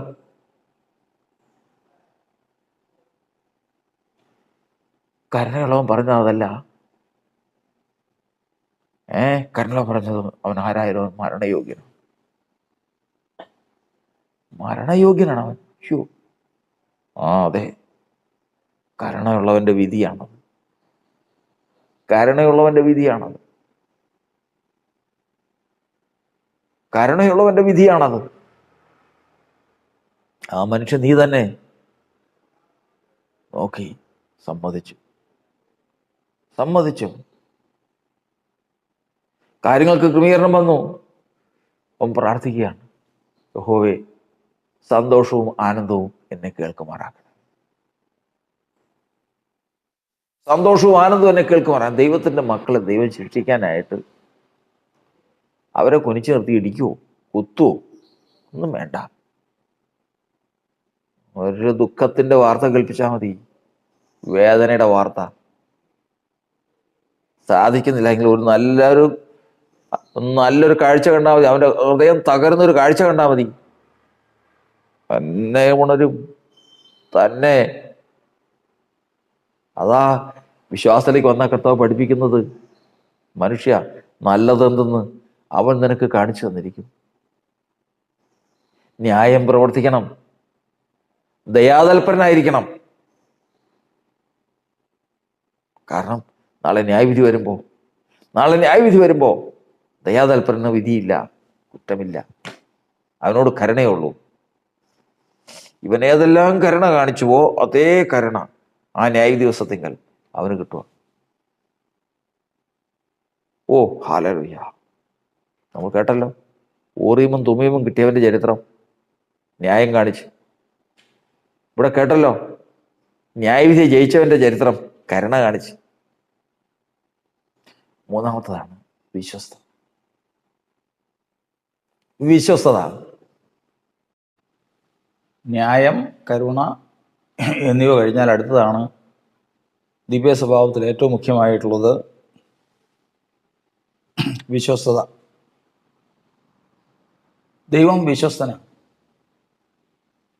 ആ വിശ്വസ്തത എന്ന് പറയുന്നത്, എവിടെയാണ് ആ വിശ്വസ്തത നിലകൊള്ളുന്നത്, അല്ലെങ്കിൽ ദൈവത്തിൻ്റെ വിശ്വസ്തത മുഖ്യമായിട്ടും വെളിപ്പെട്ട് വരുന്ന സന്ദർഭങ്ങളുണ്ട്. ആ സന്ദർഭത്തെക്കുറിച്ചാണ് നമ്മൾ ക്രിസ്തുയേശുവിൻ്റെ സ്വഭാവത്തിൽ നമ്മൾ പഠിക്കുന്നത്. നാം അവിശ്വസ്തരായി തീർന്നാലും അവൻ വിശ്വസ്തനായി പാർക്കുന്നു. നാം തള്ളിപ്പറയുന്നുവെങ്കിൽ അവൻ നമ്മയും തള്ളിപ്പറയും. അപ്പോൾ ഒരു വിശ്വസ്തത എന്ന് പറയുന്നത്, അത് അടിസ്ഥാനപ്പെട്ട് നിൽക്കുന്ന ഇടം ദൈവത്താൽ ശുദ്ധീകരിക്കപ്പെട്ട ഹൃദയമാകുന്നുവെങ്കിലും അത് വെളിപ്പെട്ട് വരുന്നത് താൻ അനുഭവിക്കുന്ന അവിശ്വസ്തതയിലാണ്. താൻ അനുഭവിക്കുന്നത് അവിശ്വസ്തതയും തന്നിൽ നിന്ന് പുറപ്പെടുന്ന വിശ്വസ്തതയുമാകുമ്പോഴാണ് ദൈവം അവനെ വിശ്വസനെന്ന് മുഖ്യമായിട്ടും വിളിക്കുന്നു. തനിക്ക് എല്ലാ കാര്യങ്ങളും അനുകൂലം, തനിക്കൊരു കാര്യവും പ്രതികൂലമല്ല. അങ്ങനെ നിൽക്കുമ്പോൾ തന്നിൽ നിന്ന് വിശ്വസ്തത പുറപ്പെട്ടു വരുന്നുവെങ്കിൽ അതൊരു വലിയ ഗുണമായിട്ട് കാണാൻ കഴിയില്ല. കാരണം ദൈവത്തിൻ്റെ വചനപ്രകാരം മനുഷ്യരെല്ലാം, വിശ്വാസികളെല്ലാം, കർത്താവ് വിളിച്ചു വരുത്തുന്ന ഏവരും വൃക്ഷങ്ങളായിട്ടാണ് കണക്ക് കൂട്ടുന്നത്. അവരെല്ലാവരും ആറ്റരകത്ത് നട്ടിരിക്കുന്നതും തക്ക കാലത്ത് ഫലം കായ്ക്കുന്നതുമായ വൃക്ഷം പോലെ ഇരിക്കണം എന്നുള്ളതാണ് ദൈവത്തിൻ്റെ ആഗ്രഹം. അപ്പോൾ തക്ക കാലത്ത് ഫലം കായ്ക്കുന്ന അനുഭവം എന്ന് പറയുമ്പോൾ തക്ക കാലം എന്നുള്ളത് എന്താണെന്നാണ് വിഷയം. തക്ക കാലം എന്ന് പറയുമ്പോൾ രണ്ട് കാലങ്ങളുണ്ട്. ഒന്ന് വൃക്ഷത്തിൻ്റെ കാലം, ഒന്ന് വൃക്ഷത്തെ നട്ടവൻ്റെ കാലം. വൃക്ഷത്തെ നടുന്നത് സാധാരണ മനുഷ്യനാണെങ്കിലും വൃക്ഷത്തെ യഥാർത്ഥത്തിൽ ആത്മീയ ദൃഷ്ടിയിൽ മനുഷ്യനാകുന്ന വൃക്ഷത്തെ നടുന്നത് ദൈവമാണ്. അവിടെ മനുഷ്യനൊരു സമയമുണ്ട്, അതുപോലെ തന്നെ ദൈവത്തിനൊരു സമയമുണ്ട്. നട്ടവനൊരു സമയമുണ്ട്, വൃക്ഷത്തിനൊരു സമയമുണ്ട്. മനുഷ്യന് സമയമുണ്ട്, മനുഷ്യനെ ആ സ്ഥാനത്താക്കിയവനൊരു സമയമുണ്ട്. തക്ക കാലം എന്ന് പറയുന്നത് ആ സമയമാണ്. ഏത്? ദൈവം നട്ടവൻ അടുത്ത് വരുന്ന ഫലം അന്വേഷിക്കുന്ന സമയമാണ് തക്ക സമയം. ഉടയവൻ തക്ക സമയം എന്ന് പറയുമ്പോൾ, ഉടയവൻ ഫലം അന്വേഷിച്ച് വരിക എന്ന് പറയുമ്പോൾ, നമുക്ക് ഇവിടെ നാട്ടിലൊക്കെ മാങ്ങയും ചക്കയൊക്കെ ധാരാളം ഉള്ളപ്പോൾ നമ്മൾ ആരും അധികം നേരം അന്വേഷിച്ച് നടക്കണ്ട. വഴി നീളെ അതാ, എവിടെ നോക്കിയാലും അതേ കാണാനുള്ളൂ. അപ്പോൾ ഏതെങ്കിലും ഒരു വീട്ടിൽ ചെന്ന് ചക്കയുണ്ടോ എന്ന് ചോദിച്ചാൽ അവിടെ മിക്കവാറും ഉണ്ടാകും. അതിന് വില കൊടുത്ത് മേടിച്ചിട്ട് വന്നാൽ മതി. എന്നാൽ അങ്ങനെയല്ല. സീസണും കഴിഞ്ഞാൽ അപൂർവമാണ്. ഇനി ആ അപൂർവത്തിൻ്റെ കാലമുണ്ട്. അപൂർവത്തിൻ്റെ കാലം കഴിഞ്ഞാൽ അത്യപൂർവമാണ്. അതില്ല. ഇനി അടുത്തൊരു കാലമുണ്ട്, ഇല്ലാത്ത കാലം. അപ്പോൾ സമൃദ്ധിയുടെ കാലമുണ്ട്, സമൃദ്ധമായി ഫലം കായ്ക്കുന്ന കാലമുണ്ട്, അപൂർവമായ കാലമുണ്ട്, അത്യപൂർവമായ കാലമുണ്ട്, ഇല്ലാത്ത കാലമുണ്ട്. ഉടയവന് അന്വേഷിക്കാൻ വരുന്നത് ഇഷ്ടംപോലെ എല്ലായിടത്തും ഉള്ളപ്പോൾ അന്വേഷിച്ച് വരുന്നില്ല. വചനം പറയുന്നത് മരുഭൂമിയിൽ മുന്തിരിപ്പഴം കണ്ടെത്തുന്നത് പോലെ ഞാൻ ഇസ്രായേലിനെ കണ്ടെത്തിയെന്ന്. മരുഭൂമി എന്ന് പറയുമ്പോൾ വൃക്ഷങ്ങളില്ല, സസ്യാദികളില്ല, മനുഷ്യന് പാർപ്പോ മനുഷ്യന് സ്വസ്ഥമായിട്ട് ജീവിക്കാനുള്ള സാഹചര്യം അവിടെ ഇല്ല. എവിടെയും എല്ലാത്തിനും വരൾച്ചയുള്ള ഒരു അനുഭവമാണ് മരുഭൂമിയിൽ. ഒരു ഫലമെന്ന് പറഞ്ഞു കഴിഞ്ഞാൽ, പ്രത്യേകിച്ച് ഒരു മുന്തിരിവള്ളി എന്നൊക്കെ പറഞ്ഞു കഴിഞ്ഞാൽ ഒരിക്കലും അവിടെ പ്രതീക്ഷിച്ചിട്ട് കാര്യമില്ല. കാരണം അവിടെ ഇല്ല, അവിടെ ഉണ്ടാവില്ല. എന്നാൽ ആ മരുഭൂമിയിൽ ഒരാൾ നടന്ന് വിഷമിച്ച് അലഞ്ഞു തിരിയുന്ന സമയത്ത് ഒരു മുന്തിരിവള്ളി കണ്ടാൽ അതവന് ഏറ്റവും വലിയ സന്തോഷമാണ്. കാരണം മുന്തിരി കുലച്ചു കിടക്കുന്നു, പഴുത്ത് കിടക്കുന്നു. അത് പറിച്ച് ഭക്ഷിച്ചു കഴിഞ്ഞാൽ അവൻ തന്നെത്താൻ ഹൃദയം കൊണ്ട് അനുഗ്രഹിച്ചു പോകും. ഇതുപോലെയാണ് കർത്താവ് പറഞ്ഞത്, ഞാൻ മരുഭൂമിയിൽ മുന്തിരിപ്പഴം കണ്ടെത്തുന്നത് പോലെയാണ് ഇസ്രായേലിനെ കണ്ടെത്തിയത്. ഇതാണ് തക്ക സമയം, തക്ക കാലം. ഈ തക്ക കാലം എന്ന് പറയുന്നത് നമ്മൾ പറഞ്ഞിരിക്കുന്നത് ഒരിക്കലും അവിടെ അതുണ്ടാകാൻ സാധ്യതയില്ല. സ്വാഭാവികമായിട്ട് അതിന് സാധ്യതയില്ല. കാരണം അത് കർത്താവ് അത്തിയുടെ അടുക്കൽ ചെന്ന് ഫലം അന്വേഷിച്ചപ്പോൾ ഒന്നാമത് തന്നെ വചനത്തിൽ എഴുതിയിട്ടത് അത്തിയുടെ കാലമല്ല. അത്തി അതിൽ സമൃദ്ധമായിട്ട് ഉണ്ടായി കിടക്കുന്ന ഒരു കാലം ഉണ്ടായിരുന്നു. ഇനി അപൂർവമായിട്ട് അവിടെയൊക്കെ ഓരോന്നുണ്ടാകുന്ന കാലം ഉണ്ടായിരുന്നു. ഇനി അത്യപൂർവമായിട്ട് വല്ല ഒരെണ്ണോ രണ്ടെണ്ണോ ഒക്കെ കാണുന്ന കാലവും ഉണ്ടായിരുന്നു. ഇതെല്ലാം കഴിഞ്ഞു, കാലം കഴിഞ്ഞു. ഇത് അത്തിയുടെ കാലമല്ല. കാരണം ഈ സമയത്ത് അത്തിയിൽ ആരും ഫലം അന്വേഷിക്കില്ല. അപ്പോൾ അത്തിയുടെ കാലമല്ലാത്ത കാലമാണ് ഉടയവന്റെ കാലം എന്നർത്ഥം. അത്തിയിൽ ഫലം ഒരു കാരണവശാലും ഉണ്ടായിരിക്കുകയില്ല എന്ന് ലോകപ്രകാരം വിധി എഴുതുമ്പോഴാണ് ഉടയവന്റെ കാലം. ഈ സമയത്താണ് ഉടയവൻ വരുന്നത്. വന്നു കഴിഞ്ഞപ്പോൾ അത്തിയുടെ ലോകപ്രകാരമുള്ള അവസ്ഥയിൽ തൻ്റെ അവസ്ഥ ന്യായീകരിക്കാം. കാരണം അത്തിപ്പഴത്തിൻ്റെ കാലത്ത് വന്നത് തരാം, അല്ലാതെ ഞാനെന്ത് ചെയ്യും? അവിടെ ആണ് ദൈവം ഉദ്ദേശിക്കുന്ന കാര്യം. കാരണം ഒരു കാരണവശാലും തനിക്ക് ഈ ഫലം പുറപ്പെടുവിപ്പാൻ സാധ്യതയില്ലാത്തിരുന്ന കാലത്താണ് കർത്താവ് എന്ന് അന്വേഷിക്കുന്നത്. ആ കാലം എന്ന് പറയുന്നത് നമ്മൾ 2 കൊരിന്ത്യർ ലേഖനം 8-ാം അധ്യായത്തിൽ വായിക്കുന്നത് പോലെ കഷ്ടത എന്ന കഠിന ശോധനയിൽ കഷ്ടതയും മഹാദാരിദ്ര്യവും ഞങ്ങൾ സന്തോഷ സമൃദ്ധിയും ധാരാളം ഔദാര്യം കാണിപ്പാൻ കാരണമായി. കഠിന ശോധനയാണ്, പട്ടിണിയാണ്, ദാരിദ്ര്യമാണ്. ഈ സമയത്താണ് ഫലം അന്വേഷിച്ച് ചെല്ലുന്നത്. അവിടെ ചെന്ന് കഴിഞ്ഞപ്പോഴത്തേക്കും അറിയാമോ, അവർക്ക് സന്തോഷത്തിന് കുറവില്ല, ഉള്ളതനുസരിച്ച് ഉള്ളതിൽ നിന്ന് കൊടുക്കുന്നതിനും കുറവില്ല. ദൈവം അവിടെ സാക്ഷ്യം കൽപ്പിച്ചു. ഇതാണ് ദൈവത്തിൻ്റെ സന്നിധിയിൽ വിശ്വസ്തത എന്നത് ഏറ്റവും ശ്രേഷ്ഠമായൊരു ഫലമാണ്. ദൈവം വിളിച്ചു വരുത്തി ദൈവത്തിൻ്റെ സന്നിധിയിൽ വിശ്വസ്തനായി നിൽക്കാൻ ആഗ്രഹിക്കുന്ന ഒരുവനെ സംബന്ധിച്ചിടത്തോളം ഏറ്റവും ദൈവം ആഗ്രഹിക്കുന്ന ഒരു ഫലമാണ് വിശ്വസ്തത. ആ വിശ്വസ്തത എന്ന് പറയുമ്പോൾ എനിക്ക് 10 മക്കളുണ്ട്, 7000 മൃഗങ്ങളുണ്ട്, കാളകളുണ്ട്, കഴുതകളുണ്ട്, തനിക്കില്ലാത്തൊന്നുമില്ല. അത്രയേറിയ സമ്പത്തും പേരും പെരുമയും അധികാരവും ജ്ഞാനവും യോബിനില്ലാത്ത എന്തുണ്ട് എന്ന് ചോദിച്ചു കഴിഞ്ഞാൽ ഒന്നുമില്ലെന്ന് തന്നെ പറയാം. ദൈവം ഒരു ഭൂമിയിൽ സാധാരണ മനുഷ്യനെ അനുഗ്രഹിക്കുന്നതിൻ്റെ പരമാവധി അനുഗ്രഹിച്ചിരിക്കുന്നു എന്ന് തന്നെ വേണം യോബിനെ കുറിച്ച് പറയാൻ.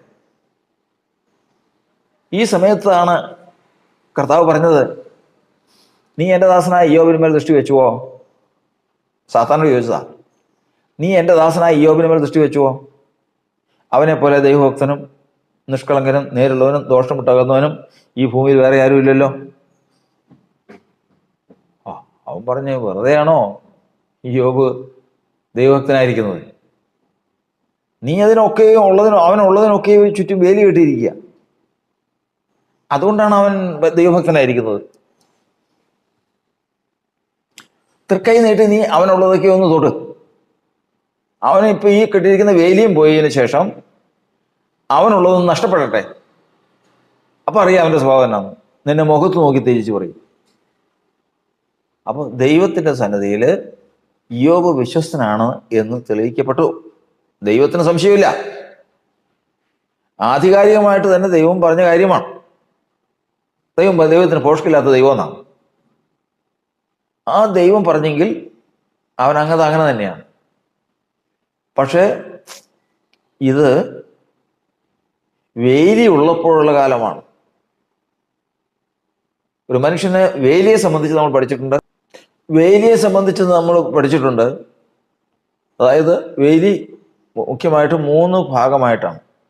ഒന്ന്, മനുഷ്യന് ഉള്ള സമ്പത്തിൻ്റെ അവനുള്ളതിൻ്റെ വേലി. രണ്ടാമത്തത് മനുഷ്യൻ്റെ ജീവൻ്റെ വേലി, ശരീരത്തിൻ്റെയും ജീവൻ്റെയും വേലി. മൂന്നാമത്തത് അവൻ്റെ പ്രാണന്റെ വേലി. ഇത് 3നും പ്രത്യേക സംരക്ഷണം ദൈവത്തിൻ്റെ ഭക്തന്മാർക്ക് ദൈവത്തിൽ നിന്നുണ്ട്. അത് സംരക്ഷിക്കപ്പെട്ടിരിക്കുകയാണ്. ഈ സംരക്ഷിക്കപ്പെട്ടിരിക്കുമ്പോൾ അവരിൽ നിന്ന് ദൈവം ആഗ്രഹിക്കുന്നത് അവർ വിശ്വസ്തരായിരിക്കണം. ഈ 3 വേലി ഉള്ളപ്പോൾ അധികം പേരും വിശ്വസ്തരാണ്.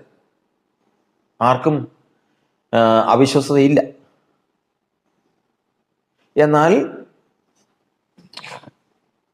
ഇവിടെ ശത്രു പറയുകയാണ്, വേലി ഇല്ലാത്തൊരവസ്ഥ വന്നാൽ യോബിൻ്റെ സമ്പത്തിൻ്റെ വേലി, യോബിൻ്റെ ജീവന്റെ വേലി, യോബിൻ്റെ പ്രാണന്റെ വേലി. അപ്പം 3 വേലിയിൽ ആദ്യം ഒരു വേലി പൊളിക്കാൻ പോവാ. ആദ്യത്തെ ഒരു വേലി കർത്താവ് പറഞ്ഞു, ഇതാ അവൻ്റെ വാദത്തിന് വേണ്ടിയിട്ട് ദൈവം വിട്ടുകൊടുത്തു. ഒന്നാമത്തെ വേലി പൊളിച്ചു കൊടുത്തു. യോബിനുള്ളതൊക്കെയും അവൻ്റെ കയ്യിലിരിക്കുന്നു, ശത്രുവിൻ്റെ കയ്യിലിരിക്കുന്നു, പൊളിച്ചു കൊടുത്തു. ഉടനെ തന്നെ ശെബായർ എന്ന് പറയുന്ന ജാതികളും കൽദയർ എന്ന് പറയുന്ന ജാതികളും ആകാശത്തിലെ തീയും കൊടുങ്കാറ്റും ഇയ്യോബിൻ്റെ വസ്തുക്കളിന്മേലടിച്ച്, മക്കളുടെ മേലടിച്ച് അതൊക്കെയും നശിപ്പിച്ചു കളഞ്ഞു. ആ സംരക്ഷണത്തെ ദൈവത്തിൻ്റെ വചനത്തിൽ നാം കാണുന്നത് ഒന്നാമത്തെ ജാതികൾ. ജാതികളിൽ നിന്നുള്ള സംരക്ഷണമാണ് ലോകത്തു നിന്നുള്ള പെരുവെള്ളമാകുന്ന ഭാഷകളും ഗോത്രങ്ങളും വംശങ്ങളും അടങ്ങിയ ഈ ലോക ജാതികളുടെ ഇടയിലുള്ള നമ്മുടെ ജീവിതത്തിൽ നമ്മെ സംരക്ഷിപ്പാൻ ദൈവം കൽപ്പിച്ചിട്ടുള്ള സംരക്ഷണമാണ് ഒന്നാമത്തെ വേലി. അതുപോലെ തന്നെ ആകാശത്തിൽ തീ ഇറങ്ങി ദൈവത്തിൻ്റെ വൈരികളെ ദഹിപ്പിക്കുന്നതാണ് ദൈവത്തിൻ്റെ തീ.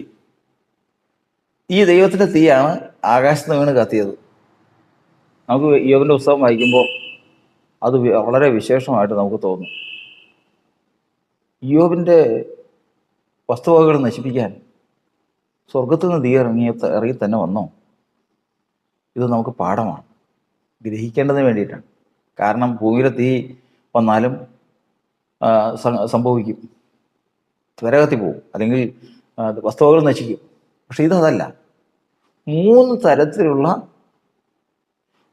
തരത്തിലുള്ള ആക്രമണമാണ് യോബ് അനുഭവിച്ചതെന്ന്.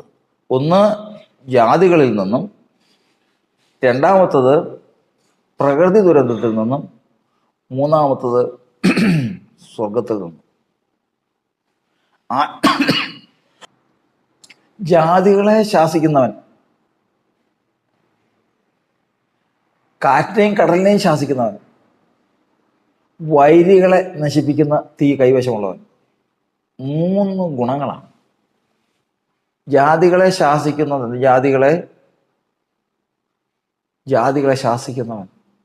അതായത് ജാതികളെ ശാസിക്കാൻ കഴിവുള്ളവനാണ് നമ്മുടെ കർത്താവ്. കോരസീനെ ശാസിച്ചു, ബത്സയിദയെ ശാസിച്ചു, കവർന്നഭൂമിനെ ശാസിച്ചു. ജാതികളുടെ കലഹത്തെ ശമിപ്പിക്കുന്നവൻ, ജാതികളെ ശാസിക്കാൻ കഴിവുള്ളവൻ, അവൻ ഇസ്രായേലിൻ്റെ കാവൽക്കാരനാണ്. വേലി കെട്ടിയിരിക്കുക. ജാതികൾ അടുക്കരുത്, അടുത്തു പോകരുത്. ഈ ലോകത്തിലുള്ള മാനവരാശിയുടെ മധ്യത്തിൽ തൻ്റെ ജനം ജീവിക്കുന്നത് ദൈവത്തിൻ്റെ വേലിക്കെട്ടിനകത്താണ്. രണ്ടാമത്തതാണ് കാറ്റിനെയും കടലിനെയും ശാസിക്കുന്നവൻ. ഇവൻ്റെ മക്കളെ നശിപ്പിച്ചത് കൊടുങ്കാറ്റാ. ഒരു കൊടുങ്കാറ്റ് വന്നു, വീണ്ടും 4 മൂലക്കിലും അടിച്ചു, വീണ് താഴ്ത്തുനിന്ന് 10 പേരും അങ്ങ് മരിച്ചുപോയി. മക്കളെ നശിപ്പിച്ചത് കൊടുങ്കാറ്റാ. കാറ്റിനെ ശാസിക്കുന്നവൻ, വൈരികളെ ദഹിപ്പിക്കുന്ന തീയുള്ളവൻ. ഈ 3 സംരക്ഷണമാണ് വേലിയാണങ്ങ് പൊളിച്ചത്. ജാതികൾ കൂടി വന്നു, സമ്പത്ത് മുഴുവൻ അപഹരിച്ചുകൊണ്ട് പോയി. പ്രകൃതി ശക്തി വന്നു, മക്കളെ 10 പേരെയും നശിപ്പിച്ചു കളഞ്ഞു. സ്വർഗത്തിൽ നിന്ന് തീയിറങ്ങി ഇയ്യോബിൻ്റെ ശേഷിക്കുന്നവയെ നശിപ്പിച്ചു കളഞ്ഞു. ദൈവം നമുക്ക് വേണ്ടി സംരക്ഷണം അയക്കുമ്പോൾ, നമ്മെ സംരക്ഷിച്ചുകൊണ്ട് പോകുമ്പോൾ പലപ്പോഴും ഈ സംരക്ഷണം നാം അറിയുന്നില്ല.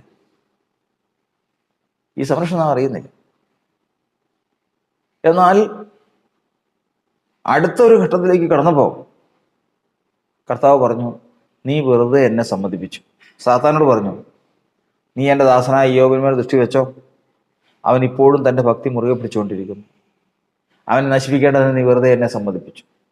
പക്ഷെ അവൻ എനിക്കെതിരെ ഒരു വാക്ക് പറഞ്ഞിട്ടില്ല. അവൻ പറഞ്ഞ്, എല്ലാ ജീവന് പകരം ജീവനെ തൊടുമ്പോഴാണ് എല്ലാവരുടെയും സ്വഭാവം അറിയാൻ പോകുന്നത്. ജീവനെ തൊട്ട് നോക്ക്, അപ്പോൾ അവൻ നിന്നെ മുഖത്ത് നോക്കി തേച്ച് പറയും, ഇതാവും നിന്റെ കയ്യിലിരിക്കുന്നു, പ്രാണനെ മാത്രം തുടരുത്. ഇപ്പം രണ്ടാമത്തെ വേലി വിളിക്കാൻ പോവാ. രണ്ടാമത്തെ വേലിയെ പൊളിച്ചു. വല്ലാത്ത പരിക്കുകളാൽ ശരീരത്തെ മുഴുവനും അങ്ങ് ബാധിച്ചു. രോഗത്തിൽ നിന്നുള്ള വേലി, ഞാൻ നിന്നെ സൗഖ്യമാക്കുന്ന യഹോവയാകുന്നു എന്നുള്ള വേലി അത് പൊളിച്ചു. നോക്കണം, ദൈവം തൻ്റെ ദാസന്മാരെ, തൻ്റെ ജനത്തെ സംരക്ഷിക്കുന്ന രീതി നമ്മൾ മനസ്സിലാക്കിക്കൊള്ളണം. പ്രകൃതി ദുരന്തത്തിൽ നിന്ന്, ജാതികളിൽ നിന്ന്, ദൈവത്തിൻ്റെ വൈരിയിൽ നിന്ന്, രോഗത്തിൽ നിന്നും അടുക്കാതെ വണ്ണം വേലി കെട്ടി സൂക്ഷിക്കുന്നവൻ. ആ വേലി കെട്ടി സൂക്ഷിക്കുമ്പോൾ യോബ് വിശ്വസനാണ്.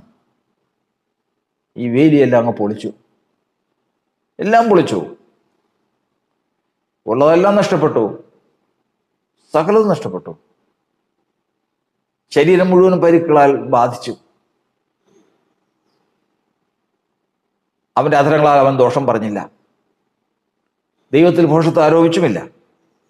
ഇത് കണ്ടപ്പോൾ ഭാര്യ പറഞ്ഞു, നീ ഇനിയും നിന്റെ ഭക്തി മുറുകെ പിടിച്ചുകൊണ്ടിരിക്കുന്നുവോ? ദൈവത്തെ ത്യജിച്ച് പറഞ്ഞ് മരിച്ചു കള. ഇനിയും നിന്റെ ഭക്തി നീ മുറുകെ പിടിച്ചുകൊണ്ടിരിക്കുന്നത് എന്തിനാണ്? ദൈവത്തെ ത്യജിച്ച് പറയാം, മരിച്ചു കള.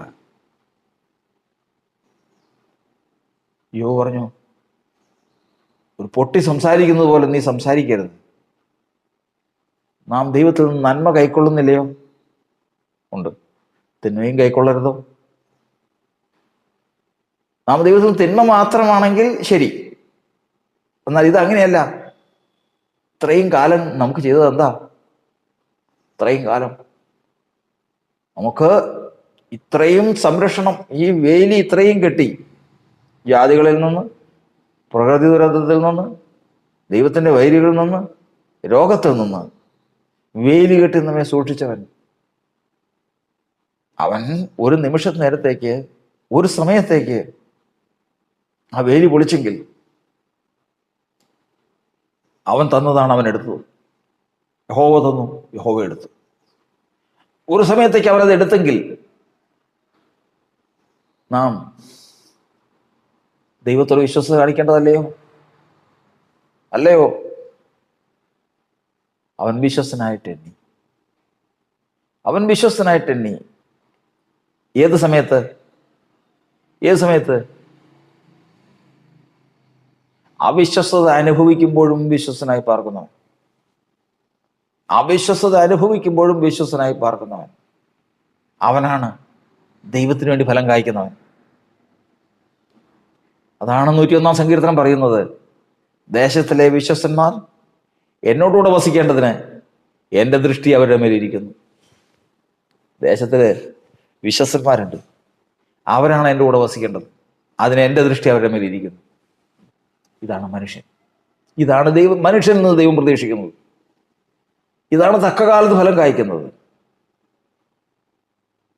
ആ കാലത്ത് ഫലം കായ്ക്കുകയാണെങ്കിൽ, കായ്ക്കുന്ന ഫലം ഉടയവൻ സ്വീകരിക്കുന്നുവെങ്കിൽ, അത് ഉടയവൻ അംഗീകരിച്ച് സാക്ഷ്യം കൽപ്പിക്കുന്നുവെങ്കിൽ, തൻ്റെ ആയുഷ്കാലം മുഴുവനും അതിനാൽ അവൻ അനുഗ്രഹിക്കപ്പെട്ടിരിക്കും എന്നുള്ളത് ദൈവത്തിൻ്റെ വചനത്തിൻ്റെ സത്യമാണ്. ഇവിടെ നിന്ന് നമ്മൾ പഠിക്കുന്നത് മനുഷ്യൻ്റെ വിശ്വസ്തതയാണ്. ഗ്രഹവിചാരകന്മാരാണ് നാം. മോശ ദൈവത്തിൻ്റെ ഭവനത്തിലൊക്കെയും വിശ്വസ്തനായിരുന്നു. മോശ ദൈവഭവനത്തിലൊക്കെയും വിശ്വസ്തനായിരുന്നു. ക്രിസ്തുവും തന്നെ നിയമിച്ചാക്കിയവനിൽ വിശ്വസ്തനായിരുന്നു. ഗ്രഹവിചാരകന്മാരായ നമ്മിലോ അവൻ ആഗ്രഹിക്കുന്നത് വിശ്വസ്തത അത്രേ. ഹോവേ, നിന്റെ കണ്ണ് വിശ്വസ്തതയല്ലയോ നോക്കുന്നത്? വിശ്വസ്തത എവിടെയുണ്ട്? എവിടെയുണ്ട് വിശ്വസ്തത? ഒരു സമയത്തേക്ക് നാം അവിശ്വസ്തത അനുഭവിക്കേണ്ടി വന്നാലും നീ എന്നെ വിശ്വസ്തയോടെ താഴ്ത്തിയിരിക്കുന്നു എന്ന് ഞാൻ അറിയുന്നു. മനുഷ്യൻ താഴ്ത്തുന്ന പോലെയല്ല ദൈവം താഴ്ത്തുന്നു. താഴ്ച വരുമ്പോഴേക്കും, ക്ഷീണം വരുമ്പോഴേക്കും പെട്ടെന്ന് കയറി പ്രവർത്തിക്കുന്ന പ്രവൃത്തിയല്ല. പിന്നെയോ, ഒരു അപ്പൻ മകനെ ശിക്ഷിക്കുക, വീട്ടിൽ കയറ്റില്ല, വീട്ടിൽ നിന്ന് ഇറക്കി വിട്ടു. തെറ്റ് കണ്ടിട്ടാ, ഗുരുതരമായ തെറ്റ് കണ്ടിട്ടാ. കയറണ്ടെന്ന് പറഞ്ഞു, ഇവിടെ കയറണ്ടെന്ന് പറഞ്ഞു. എന്നിട്ടും ഇടയ്ക്ക് അപ്പനില്ലാത്തപ്പോൾ വന്ന് ഭക്ഷണം കഴിക്കും, വീട്ടിൽ വന്ന് സംബന്ധിച്ചിട്ട് പോകും. ഒടുവിൽ അപ്പൻ അറിഞ്ഞ് അതും വിലക്കി. അപ്പൻ്റെ ഭവനത്തിൽ നിന്ന് മകൻ വേറെ പരിചയക്കാരുടെ വീടുകളിലേക്ക് മാറി. അവിടെ ചെന്ന് ഭക്ഷണം കഴിക്കും, അവിടെ ഇടയ്ക്കൊക്കെ ചെന്ന് കിടന്നുറങ്ങും. അങ്ങനെ പോയി. ചില നാളുകൾ കഴിഞ്ഞപ്പോൾ അപ്പന് തറഞ്ഞു, അവിടെ ഒന്നും വിലക്കി. എങ്ങും നിൽക്കാൻ സാധിക്കാതെയായി. മകൻ പോയി കെട്ടി ഞാൻ ചത്തു കളഞ്ഞു, ആത്മഹത്യ ചെയ്തു. മനുഷ്യൻ താഴ്ത്തിയാൽ അങ്ങനെയാണ്. മനുഷ്യൻ താഴ്ത്തിയാൽ. എന്നാൽ ദൈവത്തിൻ്റെ വചനം പറഞ്ഞു, നീ എന്നെ വിശ്വസ്തയോടെ താഴ്ത്തിയിരിക്കുന്നു. ദൈവം താഴ്ത്തിയവന് പോയി ചാകാൻ പറ്റുമോ? ദൈവം ഒരാളെ താഴ്ത്തി, അവൻ നിന്നെ താഴ്ത്തി പരീക്ഷിച്ച് നിന്റെ ഹൃദയത്തിലിരിക്കുന്നത് അറിയുവാനായി ഈ 40 വർഷം നടത്തിയത് നിന്റെ ആയുഷ്കാലമൊക്കെ നീ ധ്യാനിച്ചു കൊള്ളണം. താഴ്ത്തി പരീക്ഷിക്കുകയാണ്, താഴ്ത്തി പരിശോധിക്കുകയാണ്, അകത്തിരിക്കുന്നത് പുറത്തു കൊണ്ടുവരാൻ. താഴ്ത്തുമ്പോൾ അറിയാം, ഒരാളെ താഴ്ത്തുമ്പോൾ അറിയാം അവൻ ആരാണെന്ന്, അവൻ്റെ ഉള്ളിലിരിക്കുന്നത് എന്താണെന്ന് അറിയാൻ അവനെ താഴ്ത്തിയാൽ മതി. താഴ്ത്തി പരീക്ഷിച്ചു, താഴ്ത്തണം. താഴ്ത്തുന്നത് എങ്ങനെയായിരിക്കണം? താഴ്ത്തേണ്ടവൻ താഴ്ത്തണം, മനുഷ്യൻ താഴ്ത്തരുത്. താഴ്ത്തേണ്ടവൻ താഴ്ത്തി കഴിഞ്ഞാൽ അകത്തിരിക്കുന്നത് എന്താണെന്ന് പുറപ്പെട്ടു വരും. വിശ്വസനെങ്കിൽ വിശ്വസ്തത, അല്ലാത്തണെങ്കിൽ അല്ലാത്ത. താഴ്ത്തി, വിശ്വസ്തയോടെ താഴ്ത്തി. മരിക്കാൻ നോക്കി. യോബ് പറഞ്ഞു, ഞാൻ ഒരു പ്രാവിനെ പോലെ എനിക്ക് ചിറകുണ്ടായിരുന്നെങ്കിൽ ഞാൻ എവിടുന്നെങ്കിലും ഈ ദുരിതമൊന്ന് കഴിയുമ്പോളം ഞാൻ പോയി വിശ്രമിക്കുമായിരുന്നു. സാധിക്കില്ല. നേർക്ക് നേർ നിന്ന് ദൈവം നിർത്തിയ സ്ഥാനത്ത് നിന്ന് അത് അനുഭവിച്ചേ പറ്റൂ. വിട്ടുവീഴ്ചയില്ല, വിട്ടുവീഴ്ചയില്ല. ഇവിടെ മാറ്റമില്ല. കാരണം താഴ്ത്തിയിരിക്കുന്നവൻ വിശ്വസ്തനാണ്. താഴ്ത്തിയിരിക്കുന്നവൻ വിശ്വസ്തനാണ്. ഈ സമയത്താണ് നിർണയിക്കപ്പെടണം. നീ അനുഭവിക്കുന്നത് അവിശ്വസ്തയാണെങ്കിൽ ഈ സമയത്ത് നിന്നിലും വിശ്വസ്തത വെളിപ്പെട്ടാൽ നാളെ സംഭവിക്കാനിരിക്കുന്നത് ജാതികളെ സംബന്ധിച്ച് അത്ഭുതമാണ്. നീ എന്നെ ഇത്രത്തോളം കൊണ്ടുവരുവാൻ ആരെന്ന് ദാവീദ് ചോദിച്ചതുപോലൊരു ചോദ്യം ദൈവം വായിൽ തരും. അവിടെയാണ് വചനത്തിൽ പറഞ്ഞിരിക്കുന്നത്, ഒരു മനുഷ്യന്റെ വിശ്വസ്തത എന്ന് പറയുന്നത് അത്ര വലുതാണ്, അത്ര വലുതാണ്. ഒരു ക്രിസ്തീയ ജീവിതത്തിൽ ഏറ്റവും മുഖ്യമായിട്ടുള്ളതും അത് തന്നെയാണ്. ക്രിസ്തീയ ജീവിതം എന്ന് പറയുമ്പോൾ ഒരുമിച്ച് യാത്ര ആരംഭിക്കും. ഒരുമിച്ച് യാത്ര ആരംഭിച്ചു കഴിഞ്ഞ് പരീക്ഷയും ശോധനയും ഒക്കെ ചെയ്ത് നടന്ന് വരുമ്പോഴത്തേക്കും ചിലർ പരാജയപ്പെട്ടു പോകും. ശത്രു കണി വയ്ക്കും, ദുഷ്ടന്റെ കണിയിലകപ്പെട്ട് ചിലർക്ക് സുബോധം അങ്ങ് പോകും. സുബോധം പോയി കഴിഞ്ഞാൽ അവൻ വിരോധിയായിത്തീരും. ദൈവസഭയ്ക്ക് മാത്രമല്ല എല്ലാവർക്കും വിരോധിയായിത്തീരും. ഈ സമയത്താണ് ദൈവം മുൻകണ്ടിട്ടുള്ളവനാ. ദൈവം അവനെ രക്ഷയ്ക്ക് വേണ്ടി കൊണ്ടുപോവുക. ഇന്നല്ലെങ്കിൽ നാളെ അവനെ പൂർണ്ണതയിലേക്ക് ദൈവം കൊണ്ടുവരും. എന്നാൽ ആ പൂർണ്ണതയിലേക്ക് കൊണ്ടുവരുന്ന ആ സമയം വരെയും ദൈവം അവനെ നടത്തിക്കൊണ്ടിരിക്കുക. ഇപ്പം അവന് സുബോധമില്ല, പറയുന്നത് മുഴുവൻ ദോഷമാണ്. ദുരാത്മാവ് ബാധിച്ച് നടക്കുക. സുബോധത്തിന്റെ ആത്മാവ് പോയി, പ്രാർത്ഥന. അതുകൊണ്ടാ 2 തിമോഥെയോസ് 2:25 വായിക്കുന്നത്,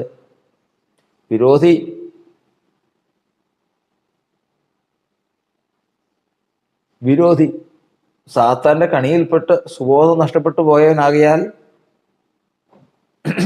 ദൈവം അവന് മാനസാന്തരത്തിനായി, അവന് സുബോധത്തിനായി മാനസാന്തരം കൊടുക്കുമോ എന്ന് വെച്ച് അവനെ സൗമ്യതയോടെ ഉപദേശിക്കേണ്ടതാകും. ഈ സമയത്ത് വേണം എന്ത് ചെയ്യണമെന്നറിയോ? സൗമ്യതയോടെ അവനെ ഉപദേശിക്കണം. കാരണം സുബോധം പ്രാപിച്ച് അവൻ കയറിപ്പോന്നാൽ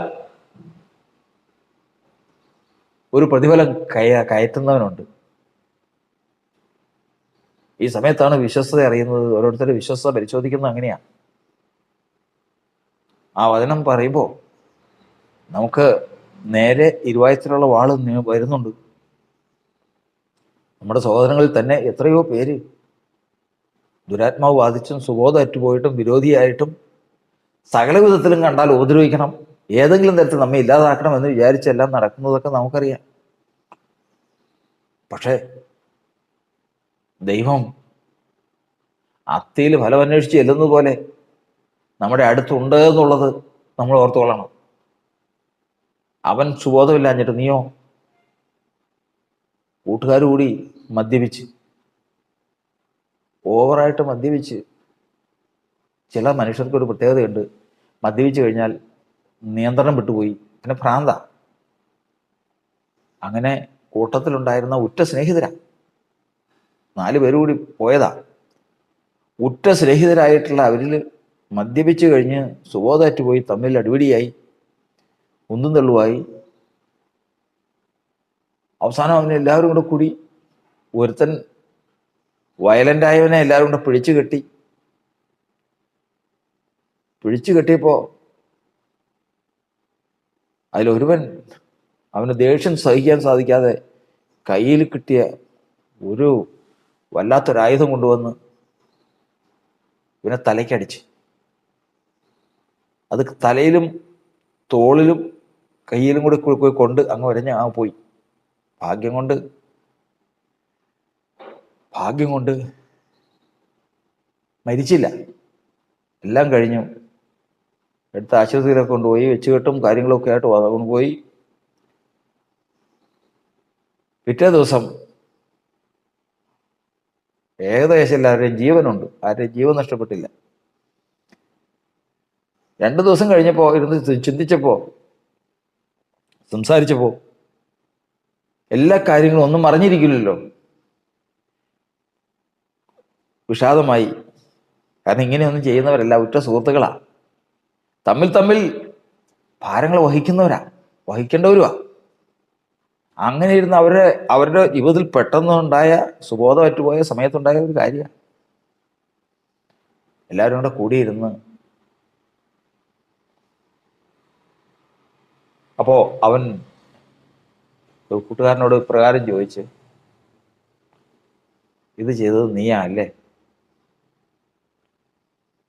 എടാ, ഇത് ചെയ്തത് കാരണം അവൻ്റെ തലയ്ക്ക് കേട് പറ്റിയിട്ടുണ്ട്, കൈക്കും. അവൻ കൂട്ടുകാരനോട് ചോദിക്കുകയാണ്, എടാ സുബോധമില്ലാതെ പോയടാ,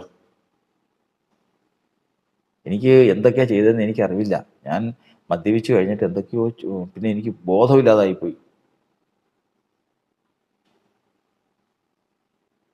അത് കഴിഞ്ഞ് ചിന്തിച്ചിരുന്നിട്ട് ചോദിച്ചു, ഇത് നിന്റെ കൈ കൊണ്ടല്ലേ?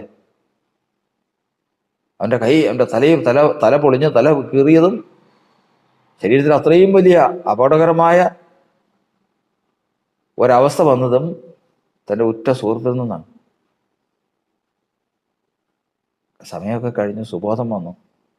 തമ്മിൽ നോക്കാൻ സാധിക്കുന്നില്ല.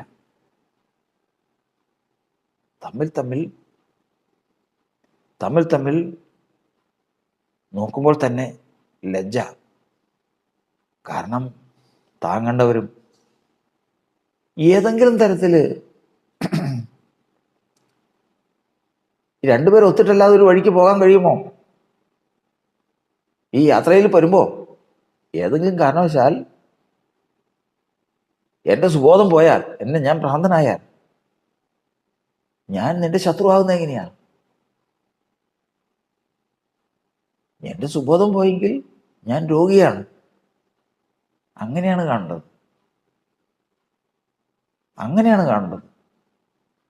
ആ സമയത്ത് കൊല്ലാൻ നോക്കിക്കഴിഞ്ഞാൽ നിശ്ചയം ദൈവം കണ്ടവനാണെങ്കിൽ സുബോധം വരും.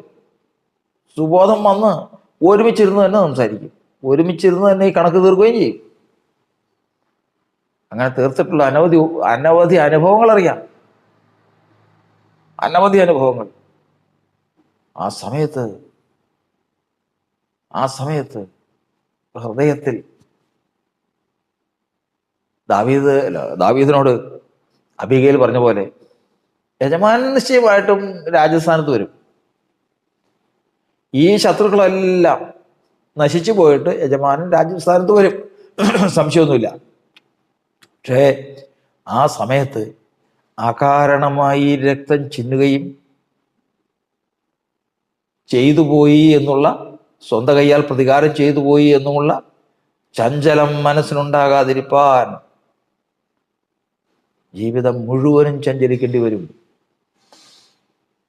അതായത് ഒരു വിശ്വാസിയെ സംബന്ധിച്ചിടത്തോളം തൻ്റെ കൂട്ടസഹോദരൻ അവൻ ദൈവകൃപ വിട്ട് പിന്മാറി സുബോധമറ്റുപോയി എന്തെല്ലാം പ്രവർത്തിച്ചാലും ആ പ്രവർത്തിക്കുന്നതിന്, ആ പ്രവർത്തിക്ക് തക്കവണ്ണം പ്രതികാരം ചെയ്ത് താൻ ജയിച്ചു അല്ലെങ്കിൽ താൻ നേടി എന്ന് തോന്നിയാൽ നാളെ സുബോധം വരുന്ന ഒരുപോലെ ഇരിക്കുന്ന സമയമുണ്ട്. ആയുഷ്കാലത്ത് ചഞ്ചലം തീരില്ല, ജീവിതകാലത്ത് ചഞ്ചലം തീരില്ല.